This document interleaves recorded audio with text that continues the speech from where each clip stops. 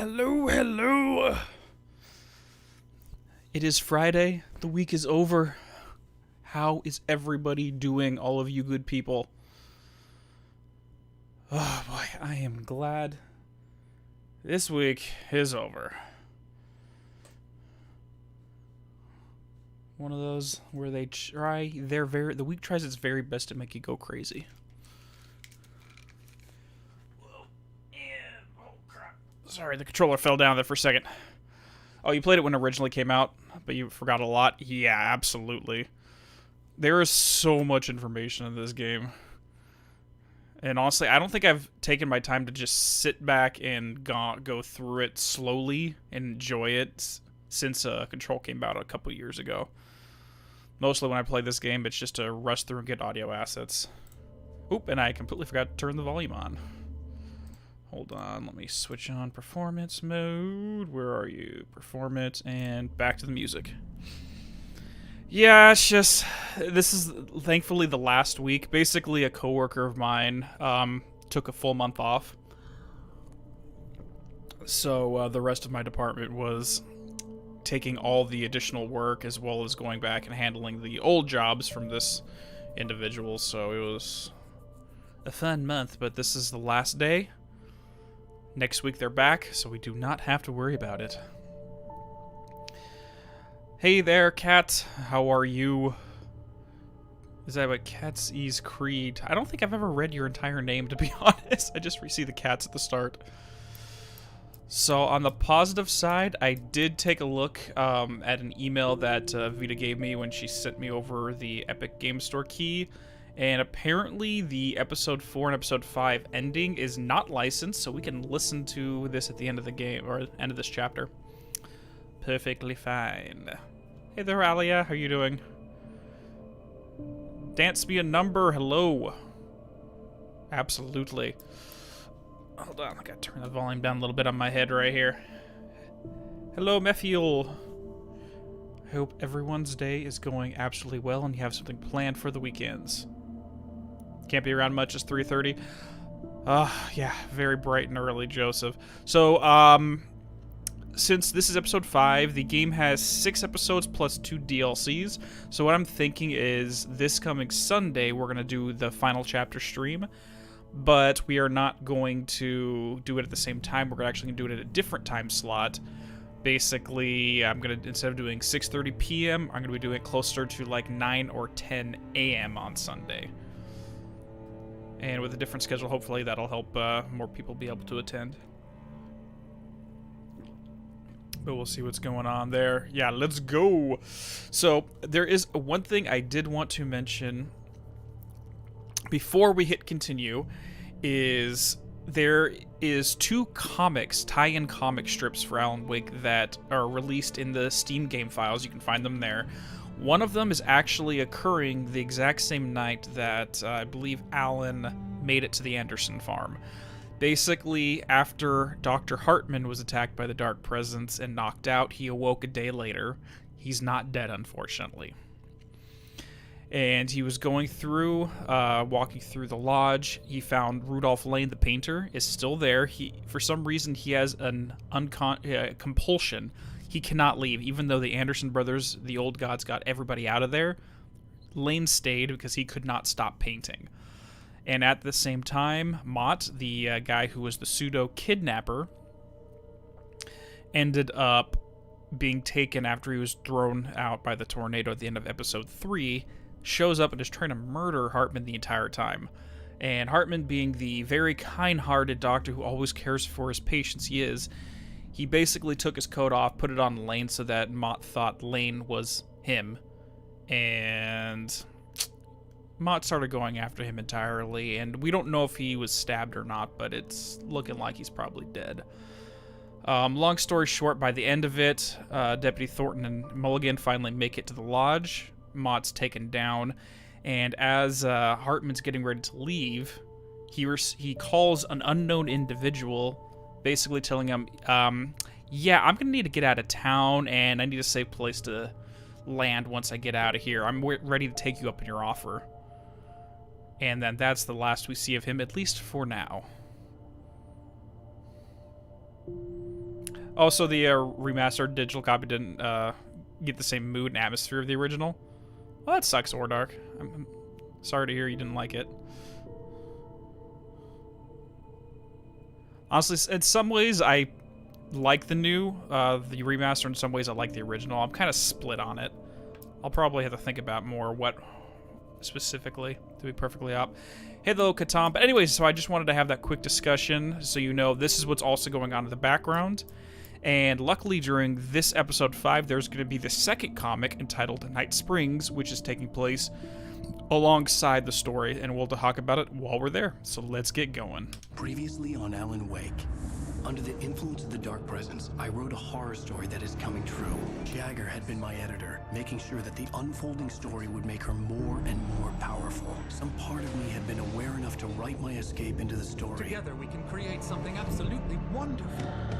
The lake, It does something to the works of art created here. It makes them come true. My mom gave me this old light switch. The clicker. Alice is being kept in a dark prison. I need to find Cynthia Weaver to fix this. It's your fault, and you're gonna pay for it. And here we are. Well, we're expecting a record crowd from the neighboring counties. Naturally, we hope to break the record set by last year's Moose Fest in our neighboring town, Watery. Water, you Ladies say? and gentlemen, some people have asked me, what's the big deal about Deer Fest? And I think that this sums it up. It's about friendship and community. We've got a great party coming up. Let's try to hold it in until tomorrow and get through the night in one piece, all right? Everyone can hear me fine? Just checking in. Someone will come for it when the time is right. Thomas said so. He wrote it. The key is insurance. It's my job to keep it safe. Safe in the light. Always in the light. Yes, Gendy, this section is so much fun. Pretty much this entire chapter is just a ton of fun to play through. Pages were gone. The FBI agent had taken them. I think my tongue just took a crap in my mouth. Ugh. Oh, That's drinking moonshine, all right.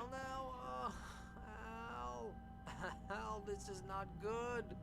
That about sums it up.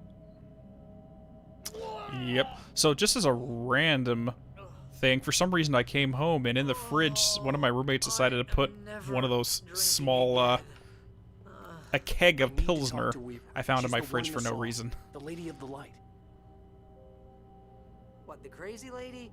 Ugh, whatever you say, Al, but we're stuck here. They're not gonna... I had some reading to do first, Sheriff, and let me tell you, it was an interesting read. Well, I've got you now, Raymond Chandler. It's all here. All the evidence, including conspiracy to murder a federal agent. There's no way you're walking out of here. You hear me in there, Bret Easton Ellis? Huh? Agent Nightingale, I want to talk to your superior. Well, we all want things, Sheriff. I wanted my... Look, that's not possible right now. Agent Nightingale, I insist. I don't know what I did and where we're in jail. This guy's just crazy, apparently. Probably intoxicated in public, who knows. Lady, are you stupid? It's a trick. It's an obvious trick. Okay, I've had enough of this crap. Wake, I'm gonna trust you with this. You're joking. Agent Nightingale, your opinion would matter more if you were sober and if I actually believed you were here on official business. You go, lady. Get back in the cell, Stephen King. The only way you're leaving this place is over my dead... Wait a minute. I know. Well, that deals with that. Light. We need light. It's the only way to fight this thing. In my office. Okay, 2 seconds. I need to check something real quick. And yeah, that's working just fine. Okay, and we're back. I've got your things there. Follow me. Oh, okay, well, Man, that's that. Rip Agent Nightingale, I guess. I can get the emergency power on. Oh, no, not Jesse's voice. This is a different voice actress than Jesse. I think Courtney's Hope first appearance was in Quantum Break. Nightingale tried to make sense of the manuscript. It was disjointed and strange. He didn't understand half of it, but it all rang true. Impossibly true. He took out his hip flask when he reached the page that described how he reached the page that made him take out his hip flask. It wasn't the booze that made his mind real. I have not played through Sam Lake commentary yet. I got this like a day and a half before the game was set to launch. So I literally just bum rushed all the way through the game real quick so I can get the Nightmare mode unlocked for stream. So I didn't really take the time on it yet. I plan to do it basically as soon as we're done here.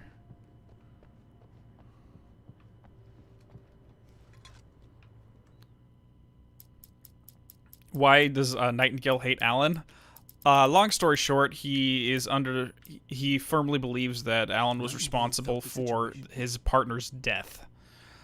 Basically, his partner had recurring nightmares of Alan, ended up being taken, died, and that led Nightingale to alcoholism, and then blames Alan for it. Nightingale felt the situation veering out of his control, but the gun at least felt steady in his hands. He was ready to fire, resolved that he would let this happen over his dead body. And yet he hesitated. He had seen this moment before, read it in the page. He was transfixed by the déjà vu and the horror that he was a character in a story someone had written. Then the monstrous presence burst in behind him and dragged him into the night. No, Nightmare's not available right away. You have to beat the game once. Unless you, like, I found a way to break Steam, so I got it right away, but there's, like, some macro or something you can throw in there to get it. And don't worry, Joseph, I won't tell your wife your opinions on Courtney Hope at all. We are one of the same mind. Alan Wake's tale of coffee addiction, exactly. Okay. Can we get the lights on? There we go. Actually, hold on. I need to flip on the air conditioning. It's a little hot here. I'll be right back. Sorry.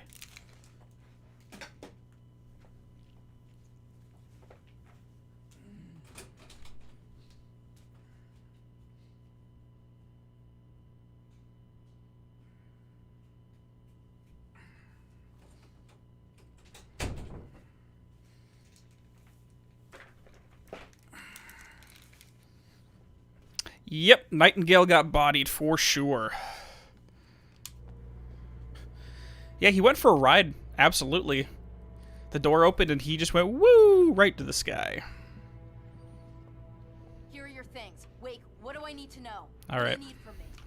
They can be hurt in the light, only in the light. And I need to find Cynthia Weaver. She can help me stop this. Light. Check. Cynthia.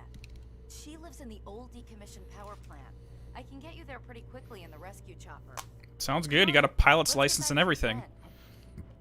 Can we just agree that Sheriff Breaker is the whole package here? Wheeler, I need you to stay here. What? No. We're going to fetch our ride, but I have friends who need to be warned about this, and I can't be in two places at once. I need your help. Well, okay. Here's a list of people and phone numbers. I need you to call them and tell them you have a message from me. Night Springs, okay? They'll know what to do. Night Springs? Like the TV show? Gotcha. Oh, hey, that radio guy is on the list. Maine. Who's Frank Breaker? He related to you? My dad. Hey, is this like a secret society? Can you do this? You'll be safe here. The backup power's on. These guys need to be alerted, just in case we don't come back. You'll come back for me though, right? As soon as we get the chopper ready. Thanks, Wheeler. I owe you one. Okay, let's go, Wake. Through the back. Not yet. We got to listen to Barry. Wants a pizza. You think there's any way I could order one, Al? Go get yourself a pizza, My buddy. hangover wants you to shut up and get to work.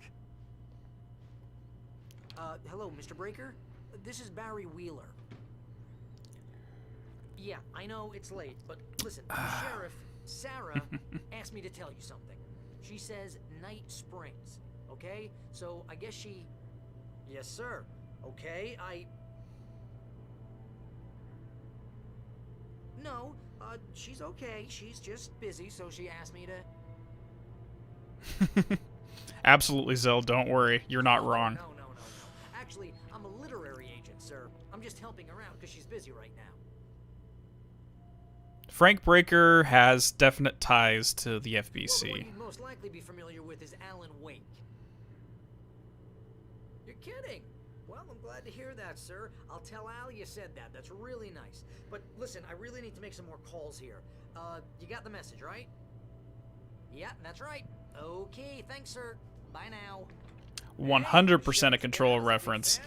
Said you're the best thing to happen to crime fiction since James Elroy. You So what we learned basically from there is one, Frank Breaker, Pat Main, the guy who does all the radio broadcasts, as well as several others are kind of in the know by telling them Night Springs, they all kick into gear. And this is where the Night Springs Whatever took Nightingale must have broken comic book starts. We can't reach the gate's control box from here. We need to get to the other side over the rooftop. I'll go. I'll open the Sounds gate for good. you once I'm across. You stay here in the light and cover me, Sheriff, okay? Alright, so let's jump over here. So, the comic book starts right from Frank's perspective, right as Barry calls him. And he immediately jumps in the car, calls everybody he knows, including Deputy Thornton, Deputy Mulligan, Deputy Grant, and there's one more individual along with Pat and Maine, and they all get together basically to help deal with the shit that's going to go on tonight. But this is completely separate from what Alan and Sarah and Barry are going to be dealing with. Yeah, Frank Breaker's always been a character in this game since the original release in 2010. And one little tidbit of information, if you have played the AWE DLC, is that the very first person that Frank Breaker calls while he's in the car is he dials up a man named William Kirkland. Yeah, the radio guy's in on it too, Chloe. But he calls William Kirkland, which at this point in time, since this is 2010, happens to be the head of investigations at our FBC. And for anyone who hasn't played that game, I'm not saying more than that. Hey there, Max. How you doing, good sir?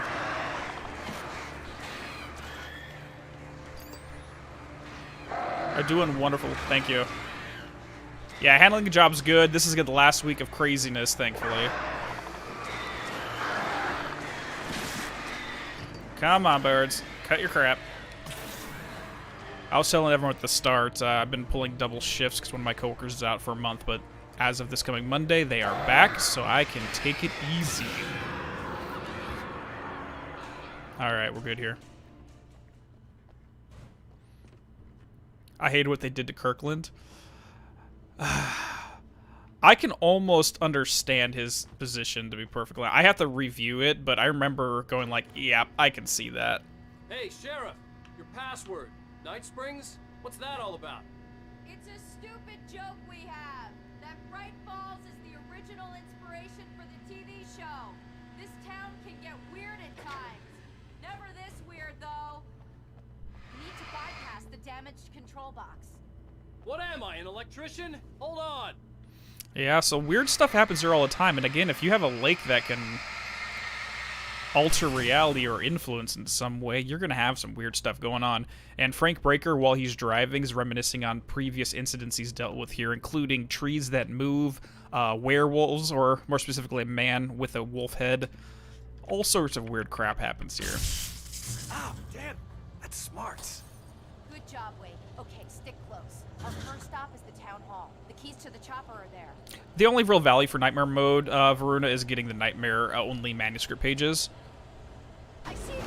Get ready, Wade. Alright, so we're gonna co-op this. We actually...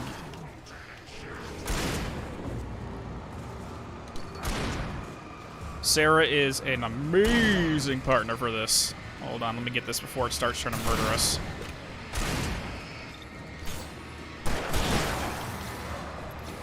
Alright, we got this.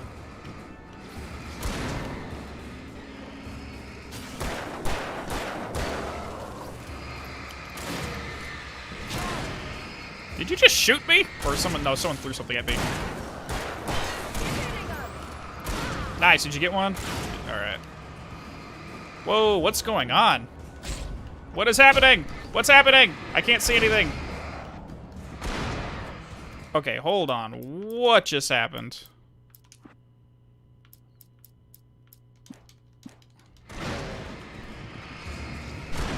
I have no clue what just went on there.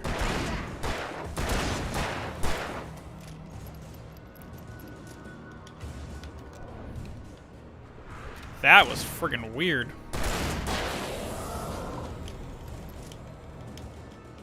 Oh, Sarah is an absolute beast. Again, she's sheriff of this town where all this weird stuff happens. She's probably very used to oddness and dealing with it. I doubt this is the first time she's experienced anything like this. Look out! The camera went inside the building. It wouldn't surprise me. We have a possessed parade float. That's not good. Luckily, we have the help, because there's way too many of these guys around right now.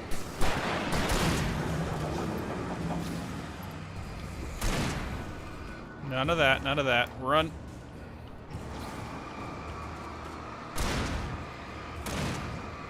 Yeah, she's gonna take it in stride, because again, she's very likely extremely used to this kind of weirdness here.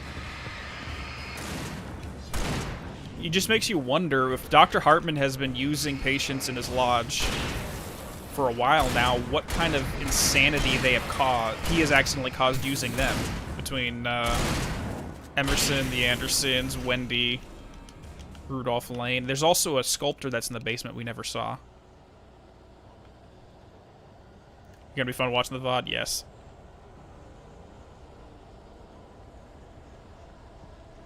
Yeah, luckily it worked out perfectly fine. Okay, hold on. Just by pausing it, fixed it. I'm currently in borderless mode just so I can adjust Streamlabs. Normally I try to stay in full screen, but the only way to do that would actually cancel the stream every time I go to Streamlabs, and I don't really want to go that way.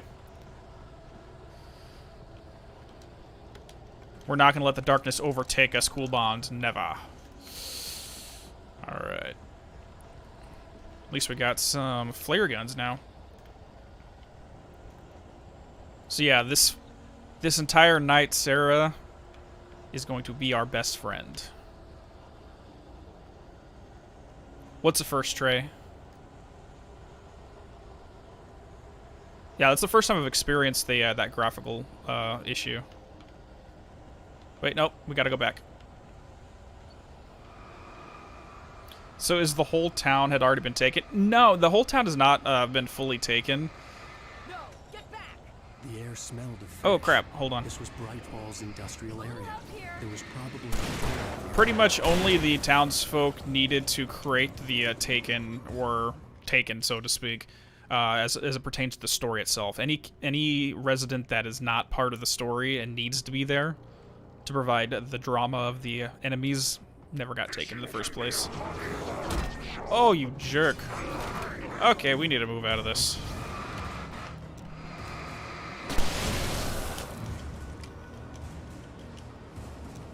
You're missing 2 manuscripts in episode 4. Do you know which ones they are? Or at least where they are on the list?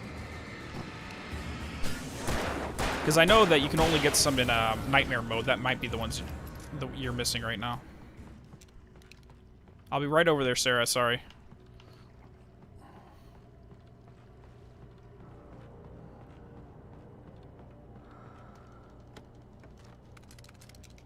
Alright, there we go. We got plenty and plenty of flare guns. And we can't go that way. I probably could have hopped over the benches there a little bit, but whatever. Reminds you of the Phantoms movie, The Ancient Enemy. No, I've never heard of it.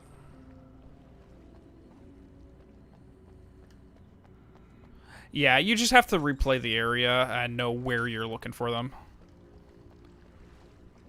Honestly, I'm before I do each stream, I kind of remind myself where everything's at. Okay.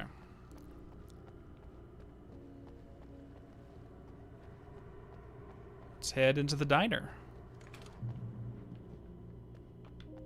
Heavy-duty flashlight.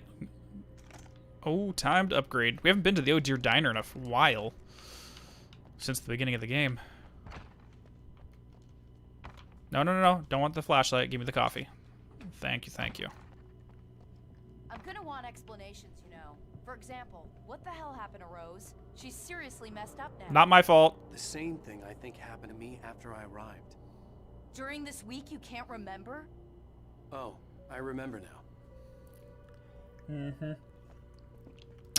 Hey, cheers, Elliot. California. How are you doing?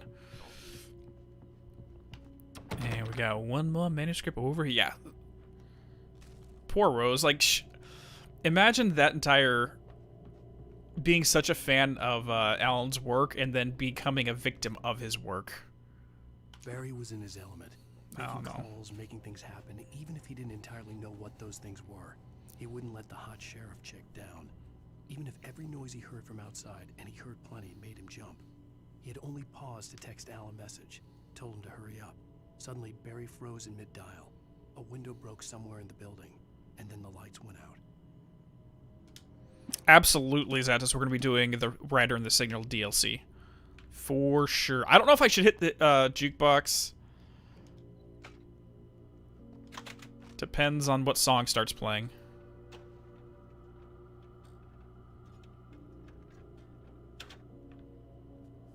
Yeah, it's not doing anything.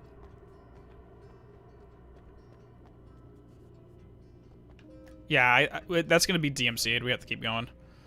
No coconut. Don't forget to hit the jukebox the second time to get the achievement. Oh, okay. Well, we'll get the achievement, but I'll be talking over all of this music, and I can't hit the jukebox. Sorry. Maybe you get it the second time this time around. Yeah, Barry is in danger. We need to go find him real quick. Remember, he stayed at the sheriff's office. Try to contact everybody from some secret society. Oh, shit. You took care of him. New Yorkers were rude. She's killing them quicker than I am. I'm not going to argue. Having help for once is actually really nice.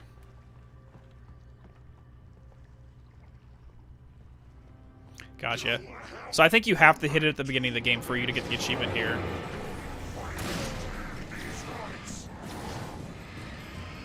And since we avoided at the start...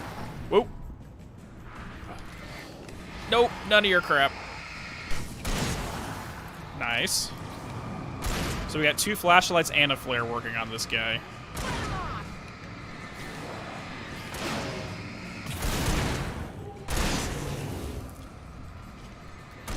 I honestly want to get some kind of backstory for a lot of what happens here in Bright Falls, because you know there's a bunch of crazy shit that they've had to deal with in the past. This quote-unquote Night Springs group. Wait, if Alan wrote Rose to be possessed by the woman in black, does that mean that even the head of darkness is under his writing will? The dark presence has to obey the rules and has to obey the story as much as anybody else. Absolutely. Then again, Alan has to obey the rules of whatever happens here. He can't just do whatever he wants. He's not a god of this, so to speak. But what the Dark Presence does, for the most part, is anything that's not explicitly stated on the page, it uses the, it uses plot holes. It uses, what's the word I'm looking for? Vague descriptions in order to grab onto those and twist it to help itself proceed further. That's why any artist coming in here to try to write something wouldn't really work unless you write a very logically consistent plot.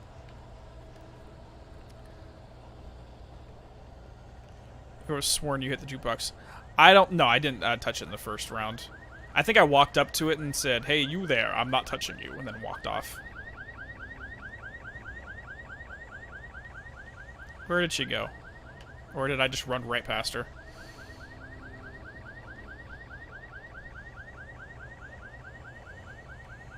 Alright, let's do this. Watch my back, Wade. God, I got done finishing this chapter last night. Oh, the very end of it? Oh yeah, it can get rude. This entire section is probably the most combat heavy in the game because you have help. You know what? Let's just have some fun. Boom! We have a bunch of extra flares. We're good to go. Mob voting and Minecon right now? I don't even know what's going on tomorrow, to be 100% honest. Oh yeah, these are the ones we're actually going to have to... You stay away, good sir. Jessie's powers? I'd say 100% her powers would work here. Okay, you know what? I'm done with you. We're just gonna, like... Yeah, I don't want to deal with you. And you're still not down. Holy crap.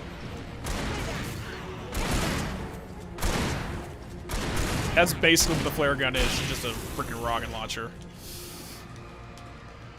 If we can have infinite ammo of that, this game would be freaking tons of fun.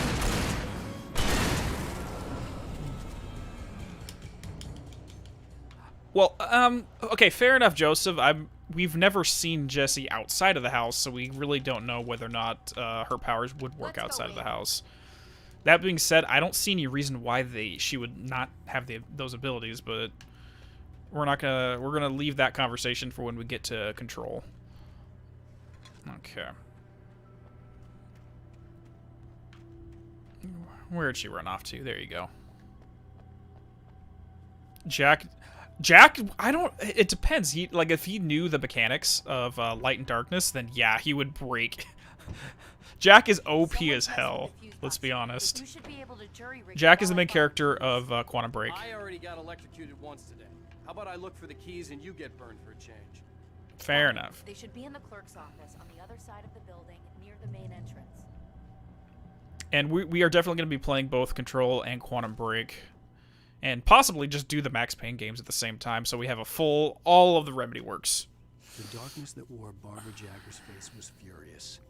The story in the manuscript had been making it stronger all the time, but now the light had set the writer free and hurt it, weakened it. It was only a matter of days before the dark presence would be strong again. But meanwhile, it would be difficult to recapture the writer. Let's not go too far down that conversation, Joseph. Again, we don't want to talk about anything outside of the story that's as much as we can. Only stuff that's directly related to the plot. And unfortunately, we don't have any mods in chat right now, so I can't really regulate that. So try to self-regulate as much as you can. At the station. He wanted us to hurry.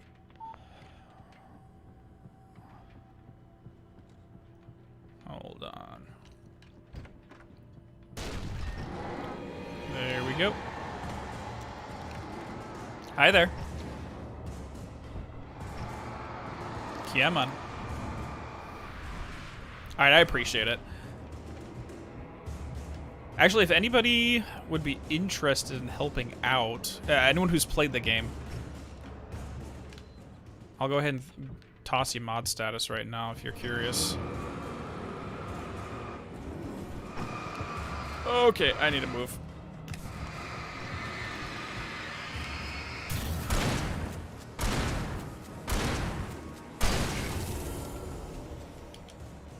Okay. So we are not going to grab the keys just yet, but we are going to go in here and grab a thermos before we head upstairs. Keys are right there, but we'll grab them later.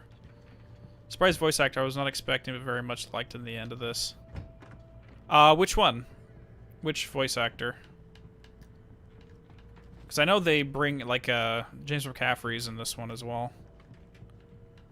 Oh, yeah, dude, we gotta get that coffee. If he has a heart attack, not my fault. I'm just gonna take a quick look. He's gonna need it.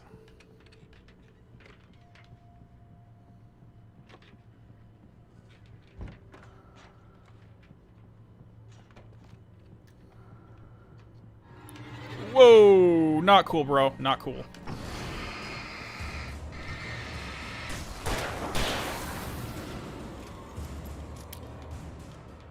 It's like the 5th or so. Yeah. And I think that's, weirdly enough, an odd way to play into the themes of the game of him having sleep problems. It's just, here, your collectible's coffee. Ha! I don't know. Well, Sarah being impatient, it's most of the game saying, hey, dude, stop exploring. Collectibles are terrible. Anyways, here we go. We got some Night Springs. Vigilance, conscience, and uncompromising clarity of vision. A need so fundamental, it permeates our very being. And yet, a man may be brought to his knees in a single heartbeat. In Night Springs. Personal freedom. Tonight's Mental episode, freedom. Taken in his prime. For young Manny, the night hasn't been kind. He's a marked man, selected for a lifetime of servitude after answering an ad in the newspaper. But first, a little field surgery is required. Well, look what I found. Ah, please, no! Yeah, I think you're just about ready for it. Best if you don't resist this, kid. You gotta beat it out of you. What? understand. What did I do? I just wanted to get a job in the service industry. Wow, you're gonna serve all right. No! Please! There it is. It's coming out now. Right between the self-esteem and the childhood traumas. What are you doing to me? It's Furman. There, I got it. Oh. Kid, this free will thing is more trouble than it's worth.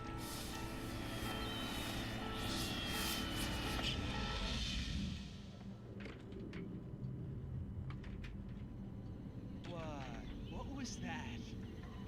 Oh, nothing for you to worry about, Manny. I don't know what I'm supposed I love the acting here. We'll tell you all about that. Don't you worry. Another vacant worker ant, birthed in fury and violence for the pleasure and convenience of ruthless and malicious men. Stranger things can happen in Night Springs. Most likely, I agree. It's probably a lot of the developers that are just doing this acting bits. And it's campy as hell, but whatever. And that's a very contemporary episode, beating the individuality, the free will, right out of you so you can just be a little servant for everybody else. Yep. Yep. Oh yeah, we're supposed to get the keys. Sorry, Sarah, I'm like dawdling and getting collectibles. That's entirely my bad. I know that in the first Max Payne they got their friends and families to act in. So yeah, isn't it funny like that? The main antagonist of Max Payne was Sam Lake's mother. She did all the facial models. I wonder how she felt when she says, "Yeah, Mom, can you like play the bad guy in my story?" It's terrible. It's absolutely terrible.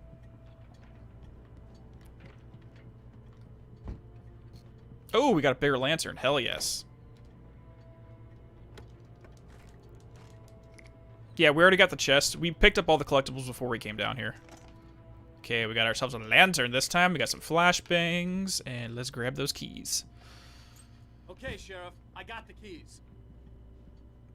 The options are based. Oh, here we go. Not much tailgate. Barry? Why isn't he inside? Oh god! Oh god! Barry's in trouble. That's what you're missing. Barry! Look out! Barry, move!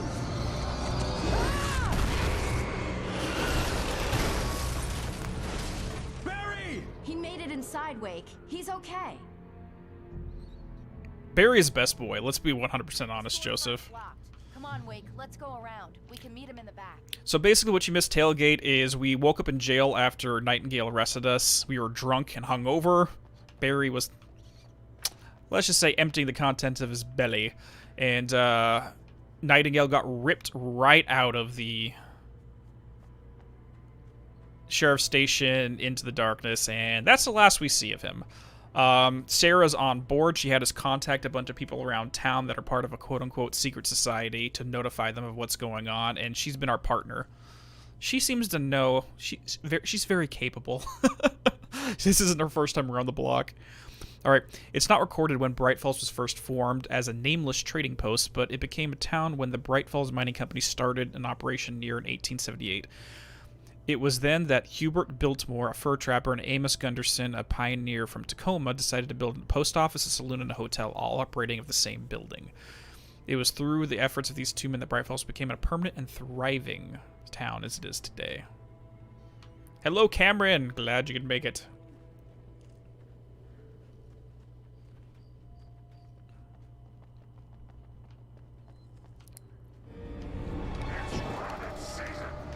No rabbit season for you.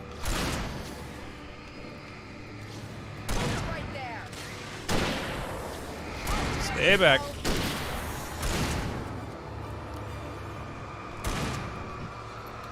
Right there.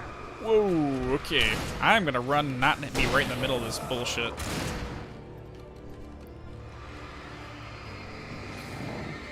Yeah, man.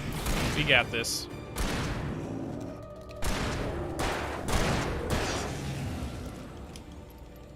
What was what, Trey? free will is a myth. Love how fast the no-nonsense sheriff's into believing all the shadow stuff. Again, Gargoyle, this is likely not the first time she's dealt with weird shit. She's just used to it at this point. Keep it the hell down or I'll call the sheriff. Oh, hi, Doc. Sheriff's here. I got it. Don't worry about it. Sarah, about time somebody showed up. All the shooting in the air is idiotic. One of these days they'll kill somebody. And over Deerfest. I know. Go back to bed. He's got a point, Wake. Look, this town can't take this. It's me they want. The sooner I get out of here, the sooner you can all get back to life as usual. I hope you're right. Come on, let me get this door open. Wait, you got the keys to the bookstore? Perks of being the sheriff. A girl needs to get around. Like I said, best girl. 100%. Alan Wake 2, I'm not sure how it's going to function. They're probably going to try to mess around with the gameplay mechanics a little bit, but I'd be 100% cool with having a partner for a good portion of it. All right, Alex Casey books by Alan Wake, modern master of crime fiction. Alex Casey, What Can I Forget? Return to Sender, The Things That I Want, The Fall of Casey, and The Sudden Stop. All in stock, $20 a book or $100 for the full set. Mr. Wake is in town, see if you can get them autographed. Why is everyone telling them I'm here? I asked you guys not to do that. They're really taking advantage of your presence here, Wake.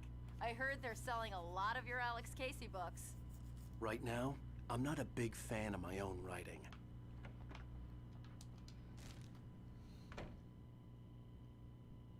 Cynthia Weaver worked hard, following her obsessive rituals, sometimes fighting them, always giving in to them in the end. She haunted the halls of Bright Falls' abandoned power plant. She marked her caches with light-sensitive paint that could only be seen by eyes that had been touched by darkness and saved by light like she'd been. She was preparing defenses and supply lines for the war she knew would come. The war between the forces of light and darkness. So yes, this is 100% confirmation that she has been the one working on this the entire time. Or at least leaving all the... writing us messages through the entire thing. I don't think there's anything up here. I think there's just wandering around a little bit.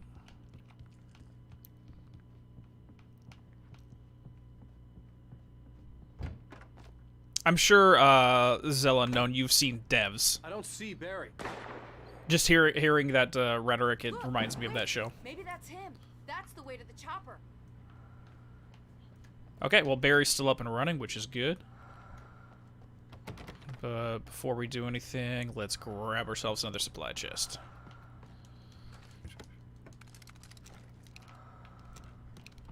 It was on 360 about 10 years ago. Yeah, I played this. I don't think it was upon release. I think it was like a couple years after the game was released when I started playing it. Oh, great. Child playground in a horror story. That's not creepy. And more accurately, do the episodes of Night Springs we've seen on Alan Wake have any bearing on the games in the Remedyverse? A couple of them do, actually. So Quantum Suicide, the very first one we find, did play a role into what ended up becoming Quantum Break. So that one, 100%. Part of the second one, The Man in the Mirror, directly refers to Address Unknown from Max Payne 2, or the Max Payne series. Okay, hold on. We gotta load up real quick. I can probably do an analysis of all of them at some point. I think that'd be fun. Like, I briefly mentioned them in previous lectures before, but I don't think I've done a full deep dive into them. Barry got back to his feet inside the Bright Falls General Store and dusted himself off. Right next to the cans of baked beans was a locked case filled with flare guns, and yet here was a conveniently placed barrel of crowbars. Barry's smile widened as he realized that this was the classic movie scene where the hero had to gear up and arm himself to the teeth.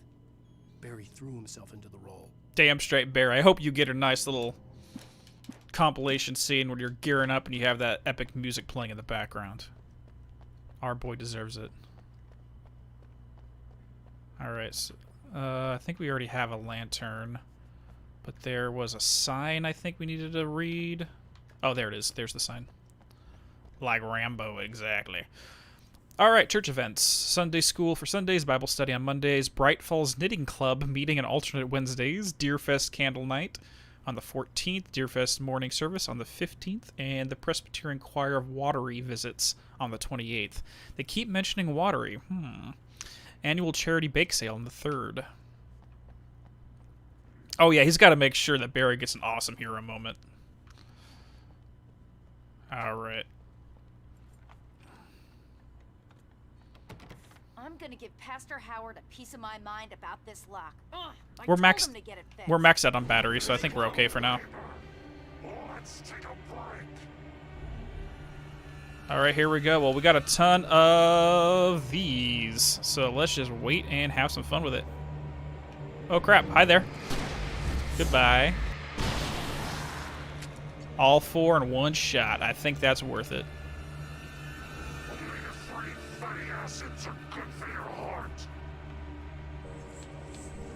Oh no, we got these guys. Alright, let's work on the smaller.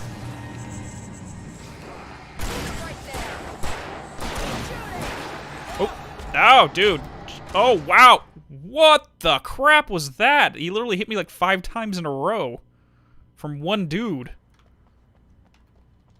I have never seen them attack so rapidly.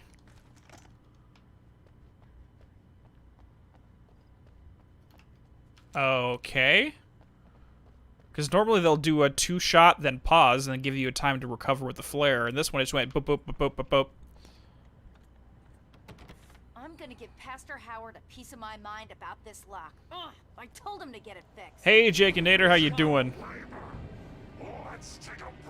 He's like Omni Slash. He's been playing a lot of FF7, learned Cloud's Omni Slash, and that's where we're at now.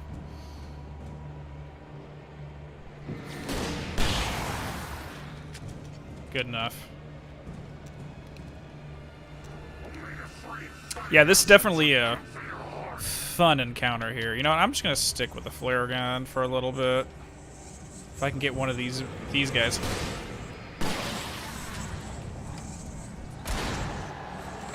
You are not sneaking up on me this time, shithead.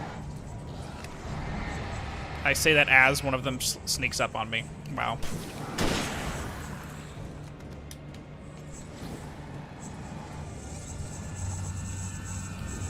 I just need to get one of these guys right in the face. Perfect. Are you still over here? Dude, get out of the corner.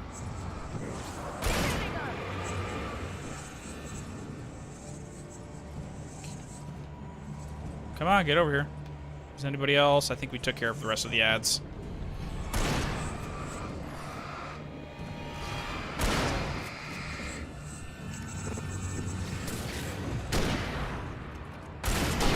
There we go. The darkness still cares for our cardiovascular health. Oh my god. If they made us actually run, that'd be the end of it. That is the biggest enemy in this game is poor cardio. Okay, it's open. 100%. Let's go, Wake. You're gonna bust your... Okay, AG Silver, you're advocating breaking down the door to a church? Wow. We keep them lit all night long on the night before Deerfest. Why? Well, it's tradition. Why? Probably because it was written, and that's the only explanation. For it to be free, the Dark Presence needed the writer to finish the story. Again and again, the story let it get frustratingly close to the writer without letting it capture him. It was bound by the events depicted in the manuscript, but it could pursue the writer indirectly, put others on the task, and stop those who would help him. It took over everything in its path, made them its puppets, and sent them after Alan Wake. Oh, I know you're joking, AG Silver. Partially. And Tailgate, yeah, I think that would actually be a lot of fun. Yeah, the next Control game is going to be like a 4-player PvE, so if it has online function, yeah, that sounds... Almost there. We'll have to go I'm more than happy to have community events and check that out with everybody. Going through the crypt will turn out to be a bad idea. Okay, let's go. I approve of that headcanon, Rodin, that Dark Presence is really... Like, this entire story of Departure is really Alan trying to force himself to work out. All he's doing is running around a lot. He's probably going to have pretty good cardio by the end of this.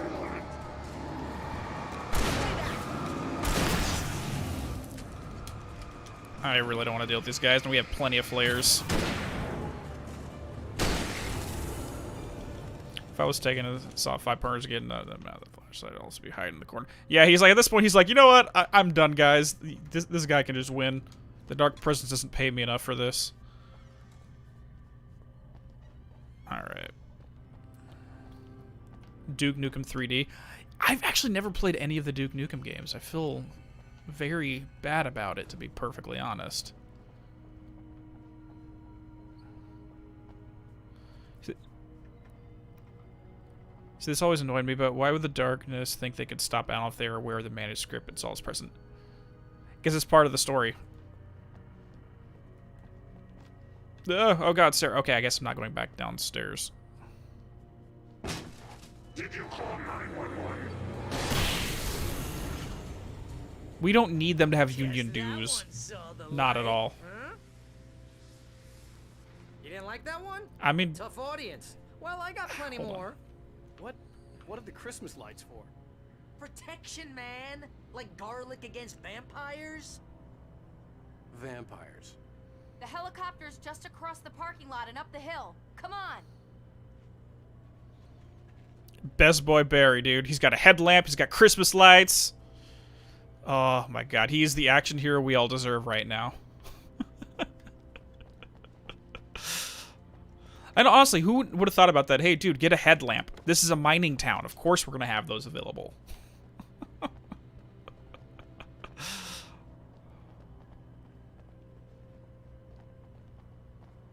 And there's actually an interesting little thing about this right here. Bright Falls General Store is now my favorite place in the entire world.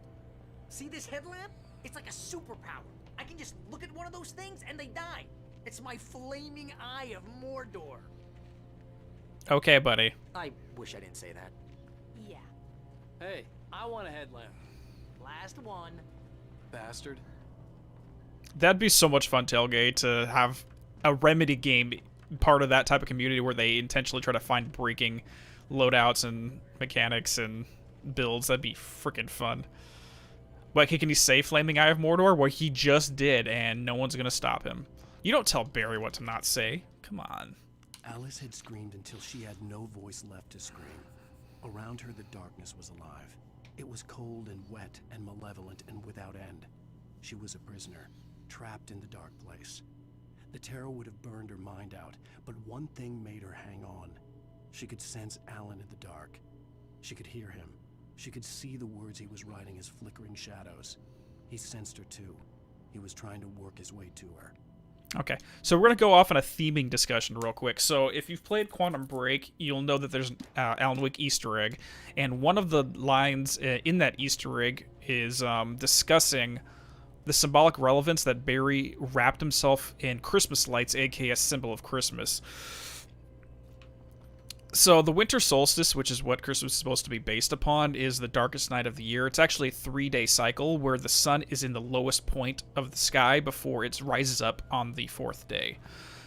And so in essence, the old pagan tradition was to take an evergreen and light it a fire on the darkest night, symbolizing that even in the deepest darkness, you have that light that will keep burning alive. So Christmas symbolism, very relevant. You're cleared for departure. Springs. No offense, Sheriff. And on another random side thing, Christmas being placed then, supposedly the birthday of Jesus Christ. Again, the sun drops for 3 days and then rises again. After the crucifixion, Jesus is dead for 3 days and rises again. I wonder if that was intentional or not.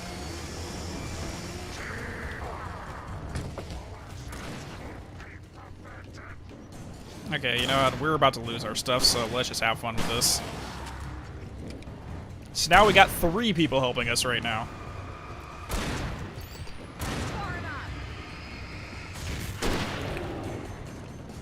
This is literally our Final Fantasy group team. We got frickin' Sheriff Breaker, Barry, and Alan. Yeah, we're good. We don't even need a 4th party member.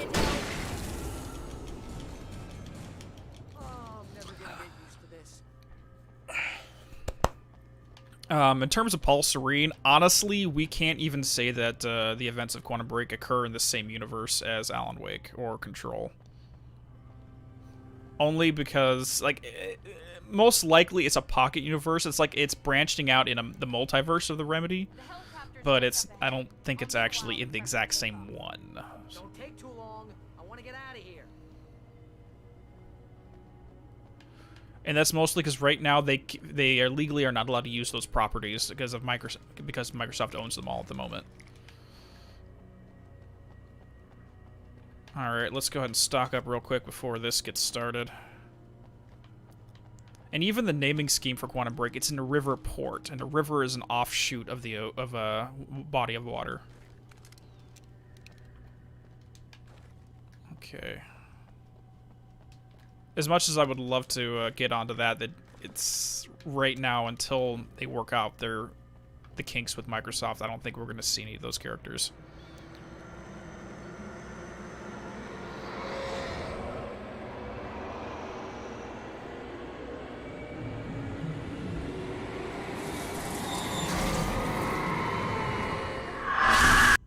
You will never get her back. I don't know if they're going to be honest. Get ready, I'll hold them off.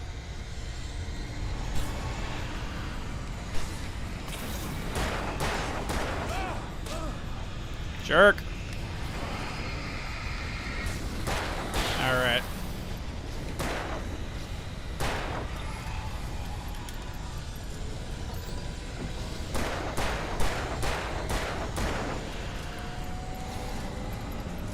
You know what?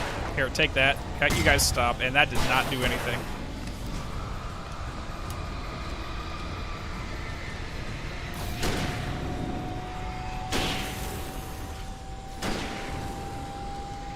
Looting montage for sure, and we're gonna need it 100%. Yeah, look how long it took for Remedy to get the rights to Alan Wake back after everything. They didn't have publishing rights for the longest time.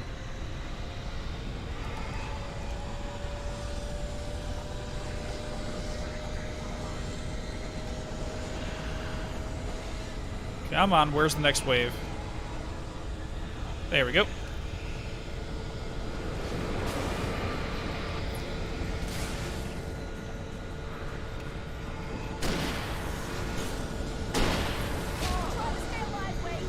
Yeah, that's exactly what I'm planning to do, is try to stay alive. Oh my god, stop throwing things at me.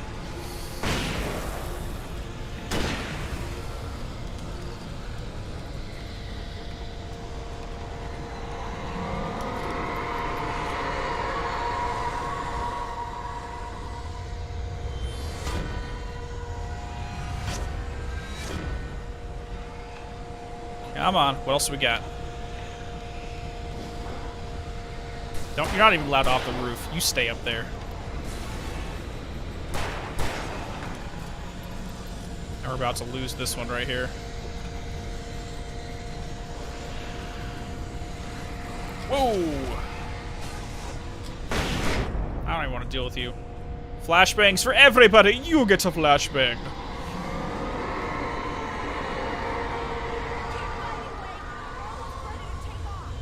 I would love to see Quantum Break come to PlayStation. Whoa! Hero, what's going on?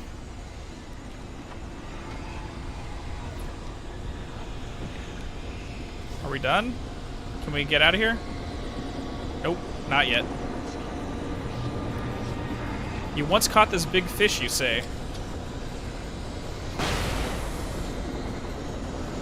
Come on, let me in the helicopter, guys.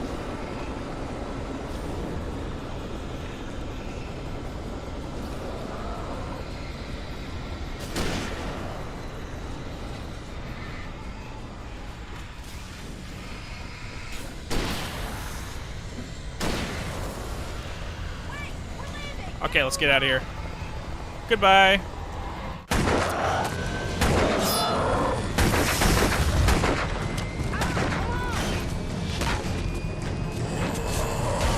Thank you, Barry. You were awesome.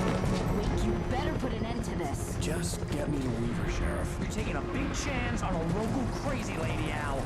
I hope you're right about her, or we can kiss this town goodbye. Sorry, my roommate just got home and puppy wanted out.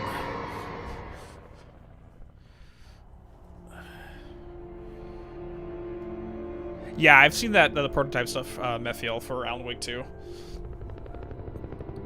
Fortunately, it never got off the ground, but honestly, I hope you know how to now's deal as with good as the this time as place. any. I guess you New Yorkers are used to rough situations like this. Right. The city's a war zone. King Kong, mutant alligators, and Alex Casey shoots the place up every weekend. Look, I never even carried a gun until a couple of days ago. Well, my dad used to be a cop there. Tells some pretty wild stories. Stuff like this? No, just normal bad stuff. Kinda like your books, Wake.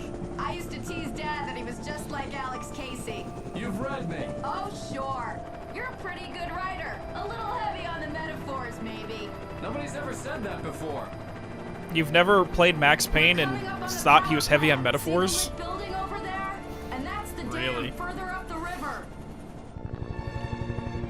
All he does is think in metaphors. I'll take her down the road across the river. Just get me there, Sheriff.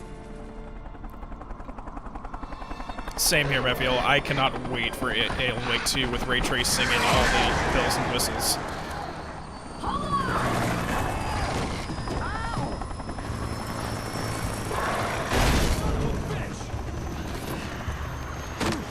I mean, it's possible, Chloe. I don't think the story ever went that far in depth, to be 100% honest.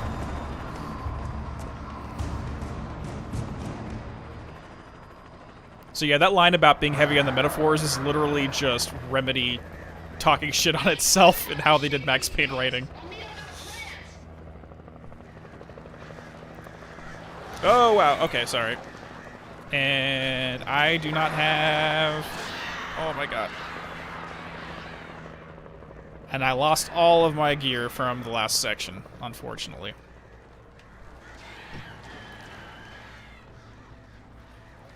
Come on. Nope, none of that. Let's wait and get all these out of here before we do anything else. Because I do not want to try to be running around with birds going all Hitchcock on me. Come on, I want you to explode. Get over here. One last cycle. Done. Perfect. Yeah, Max Payne is literally 90% metaphors. That is the entire game. Even in the Alex Casey excerpt from The Sudden Stop, he mentions that even in his last moments, he's thinking in metaphors again.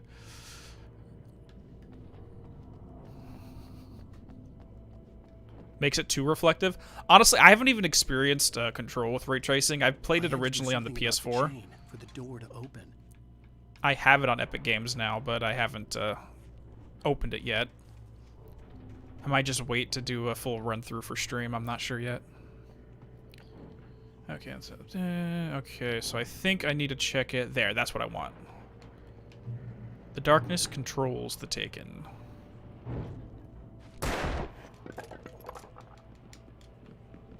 Whoa, hi there. Hi there. Hi there. Whew. Okay, we're gonna do a little bit of kiting. Hey, buddy! Okay, that was not good kiting. And I'm gonna die. Damn it. I was trying to pull some ninja stuff, and it did not work. You know what? Let's just do this right now. Come on. That did not even hit him! What the crap? I'm gonna die again right here. 100% gonna die again.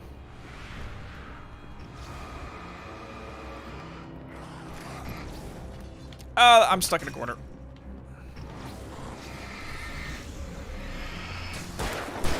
Okay, we got one down. There's a lot of them over here. It's just with no flares, these big guys are a pain in the ass. Normally, I can get them all clustered together so that propane tank will take care of all of them.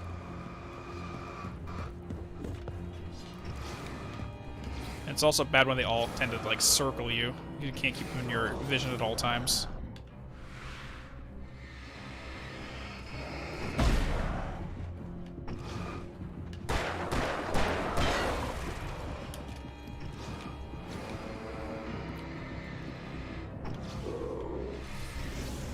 Okay, let's go around here because he won't be able to hit me from that side.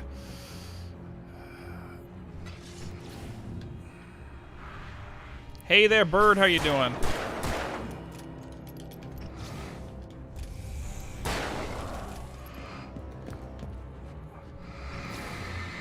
And I think we got it.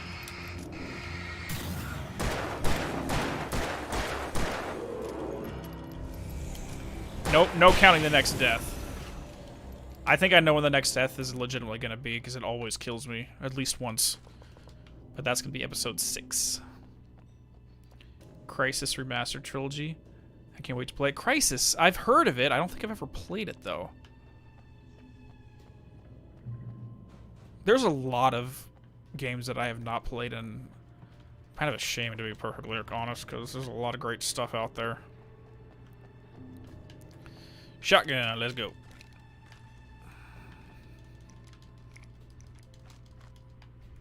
Okay, I think we're good for the time being. We got some flares, we got some shotguns, but unfortunately I'm going to have to say pause real quick, because I need to go on a quick bio break.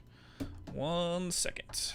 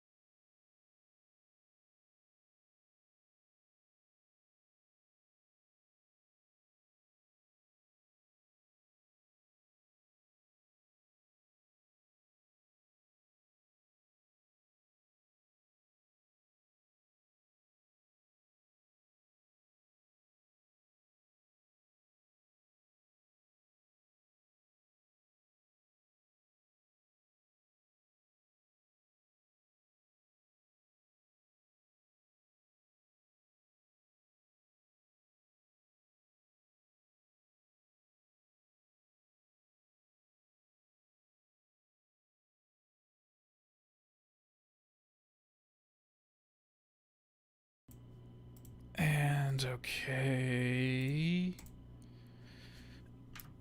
And we are back. Oh, cool. How was Halloween Kills?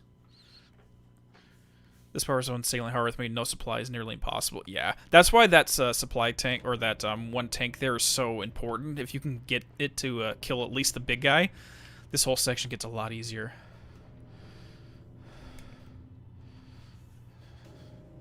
Getting ready to count the next death. Nope. To describe Crisis gameplay, they basically have a playable, dumb fun Michael Bay movies, explosions, and lens flares. Also, the later game deals with themes like that. Doesn't mean, what does it mean to be human? Oh, gotcha. All right, so we are gonna do something very random here. We're gonna go into the audio and turn down the effects. Just trust me. And let me grab a drink, because I believe I promised at the start of the stream, or the start of the, back in like episode 1, episode 2, that I was going to agree and do a little bit of singing right here. Because there is a song that's coming up here, thankfully not licensed, and everyone's begging me since back in Hollow Knight to do a little song number. And we need to turn down the effects so we can hear the song better. Oh, God. Sorry, I need to have another drink. Just water, don't get any ideas. Oh, God. Here we go. I committed to this, so I'm gonna take one ear off so I can actually hear my own damn voice. It's gonna be really bad. Yeah, this is live, mister. Oh, God. Here we go. Yep, this is live, mister. Testing is good. Let's do this. And there's an inside joke here. Because technically this is not an old Gods of Asgard tune, but it's the same band. And here's a new song from a band that they always remind me of our local rock legends, the Old Gods. I couldn't tell you why. I guess it's just, yeah, one of those things. Anyway, here's Poets of the Fall and their latest single, War. This is good work. Remember standing on a broken field, white crippled wings beating the sky, urges of war with their nature revealed, the chances flowing by. And that's as much as I can do, because I forgot the words. Remember you with me on that field.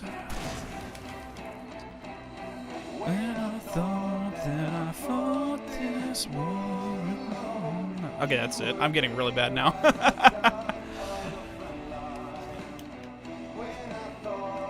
I hope it was worth it.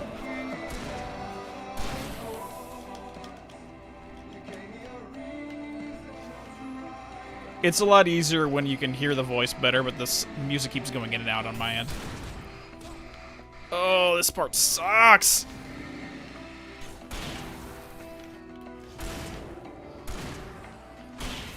Oh.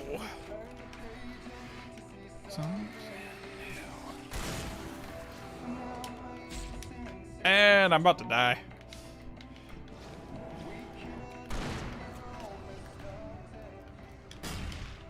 None of that worked. I am literally about to die. Let's just run over here real quick.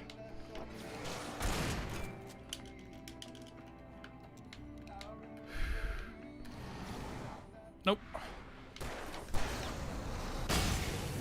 Perfect. Perfect. That's what I was looking for right there.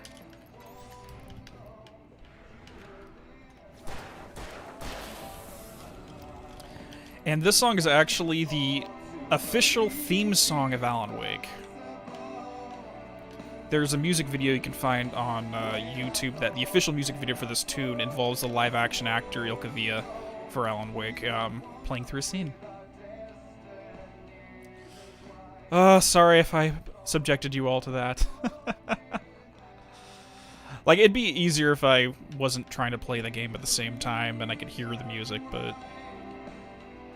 not too bad, I hope. Yeah, it's Poets of the Fall, Matt. Absolutely. Alright, let me just catch up and make sure I've collected everything in here. Okay, we're good. Alright.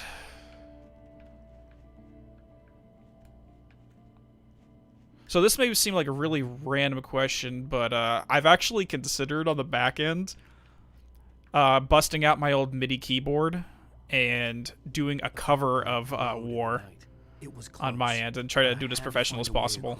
And then set it to a music video. Y'all think that'd be fun?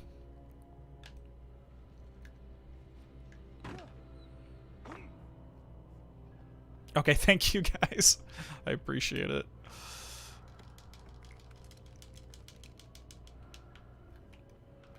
I just need to get my old MIDI keyboard. It's been a long time since I busted it out.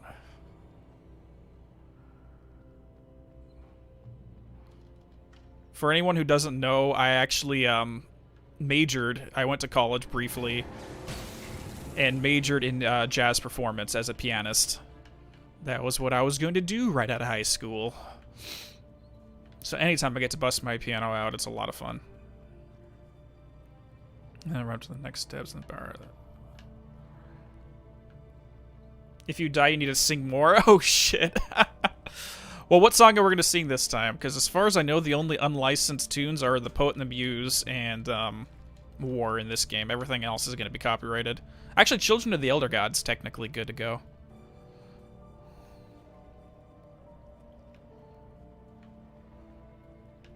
And I think... yeah, we can go. Nope. You are not a skilled professional.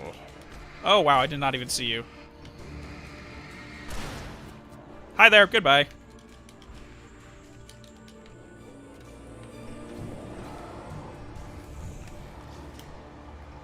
Seriously, not having some of these things is going to be a pain in the butt.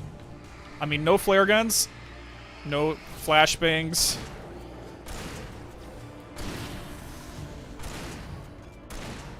Someone's throwing axes at me. Cut your crap, dude. Oh, I do have a flashbang. I did not even notice it.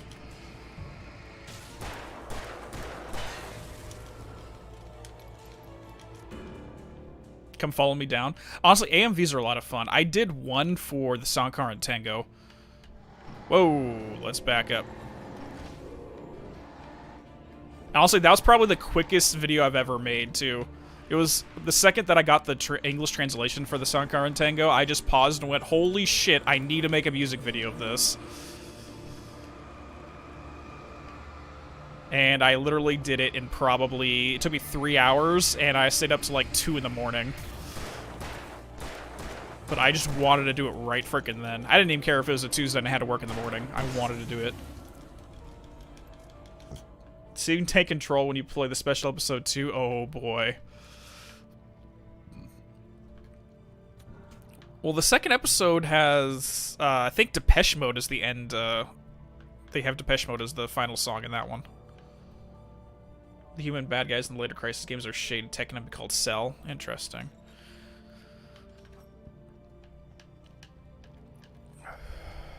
Alright, Cynthia and her way to the dam. Making her way through the water pipe alone. I'm a psycho. Yes. Foolish young man, taking unnecessary risks. And the way he broke the rules. Didn't he understand what was at stake? Since the terrible days in the 70s, she hadn't wavered once, as hard as it had been. She was tired of protecting the town all these long years, and now only wanted to rest. And this has been going on for 40 years. Cynthia has played this role for 40 years. Of course she's exhausted. And let's be honest, she does have obsessions. She probably suffers from a form of OCD in terms of maintaining the light bulbs of the entire town. But there's really not much we can do. Smells like Teen Spirit.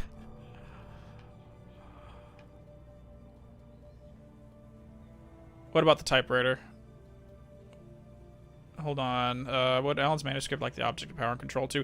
No. So I know that there is one manuscript that they classified as an altered item, just because holding it caused them to have a kind of odd sense of, okay, that they were a transcorporeal or something like that.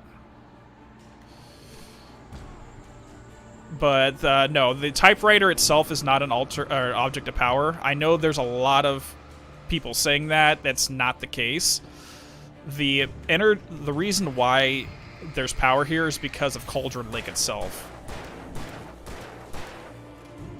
It's the energies from that place is what causes the reality-altering effects, not the typewriter. Because again, the Anderson brothers, they're musicians. They don't have a typewriter. They use guitars in their voices. Rudolph Lane is a painter. There's a sculptor here. There's a vocalist. So it's really not specifically locked down to just writing.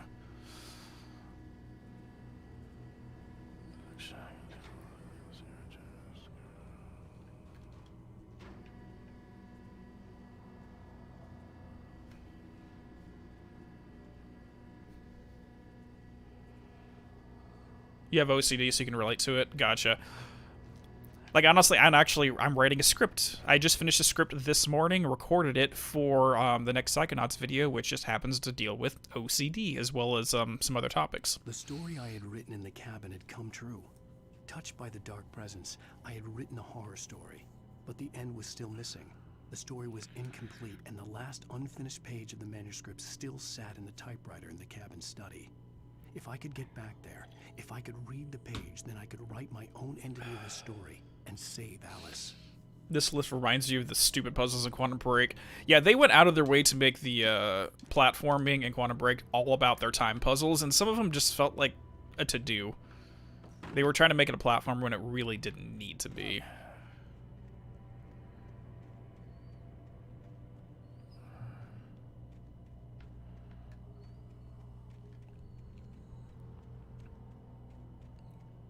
I've never had to experience it so I can't even imagine Jaganator. I could not even imagine. I mean, like, I think, like, it's not an OCD thing, but I have a thing with symmetry where I need things to be, like, perfectly balanced on both sides, but that's just... I can stop it whenever I want. It's not really a compulsion. Children of the Elder Gods, Lyrics 1. We spoke about the lyrics during last stream, but here they are. Children of the Elder God lyrics by Old Gods of Asgard. The first verse and chorus. Warriors, torchbearers, come redeem our dreams. Shine a light upon this night of otherworldly fiends. Odin's might be your guide. Divorce you from the sane. Hammer's way will have its say. Rise up in their name. O memory and thought, jet black and clawed. Children of the Elder God, scourge of light upon the dark. And for some reason, if one of those pilot pens, like if you have a pen that has a click on the back, If it's sitting around, it has to be clicked in. We can't have the ink sitting on the outside because I feel like it dries it up quicker. I couldn't get across until I found a way to turn the bridge. No more singing, please. I'm sorry. But I'm not singing that time, so don't worry. So Lieutenant Williams T.G. and Randall Memorial Bridge. This bridge has been designated as a memorial in honor of the recognition of Lieutenant William T.G. Randall, 1919 to 1981, World War II prisoner of war, and recipient of the Distinguished Service Cross. He died of injuries received during his successful rescue of 2 children from a burning car crashed at this location. And I don't think we've really had much mention of... I've never heard that name since then. More singing! Oh, jeez. Dr. Darling should sing this, yes. We already know that Matthew has a wonderful voice. He should be able to do it.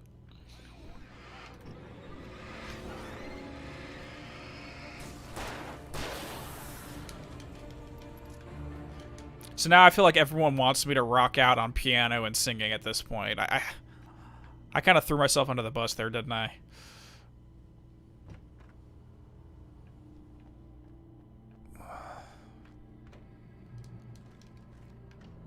Okay, good. We got a flare gun finally, so I feel like we can survive again.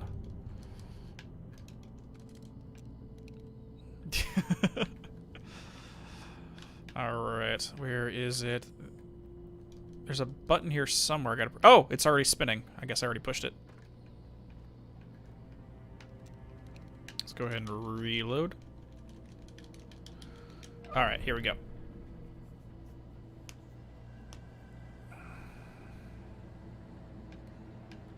Come on. Come on there.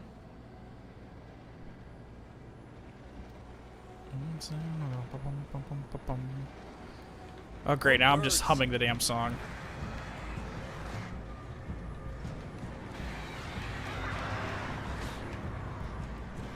Oh, I hate these things. No.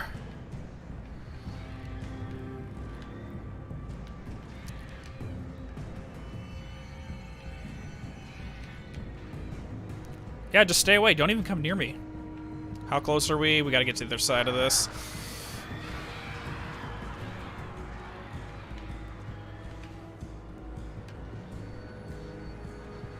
Alright, we made it to the other side of the river. The river. And they despawn. Perfect. Whoa. We managed to lose the flock. You're almost at the power plant. Keep going. We'll give you support. Thanks, Sheriff. You're awesome. Please marry me. Wait, did I say that out loud? Okay, moving on.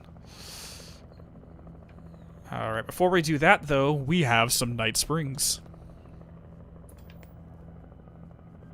Are we men dreaming of being butterflies, or butterflies that dream of being men? Such philosophical concerns are, by necessity, abstract. And yet, some of us can find concrete proof of the nature of our existence in Night Springs. Tonight's episode, an absence of creativity. Oh, this one's fun. This one's very relevant to this game. I think Alan might have written it. What did you want to show me? Oh, Lydia. Thank God you're here. Please, it's in the basement.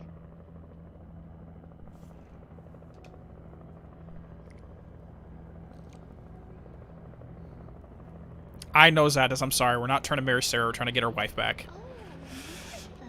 Oh, that's amazing. Isn't it just? I found it here this morning. It's like it isn't there, but oh, I can't look straight at it. Yes, I'm sorry about that. How did you get here? Well, I'm trying to work. Did you put this thing here? In a way. To be more precise, I put everything here but that. Really? But what is it? Oh, I guess the temptation is to call it a hole, but it's really an absence, a profound lack of reality. In Martha's basement? Yes, I was doing so well, too. I came up with 2 old ladies and put something really weird in the basement. It was a great start, but I'm completely blocked now. I can't imagine what I was up to. Well, surely it's just an ordinary basement. Is it? Why did you call your friend here, then?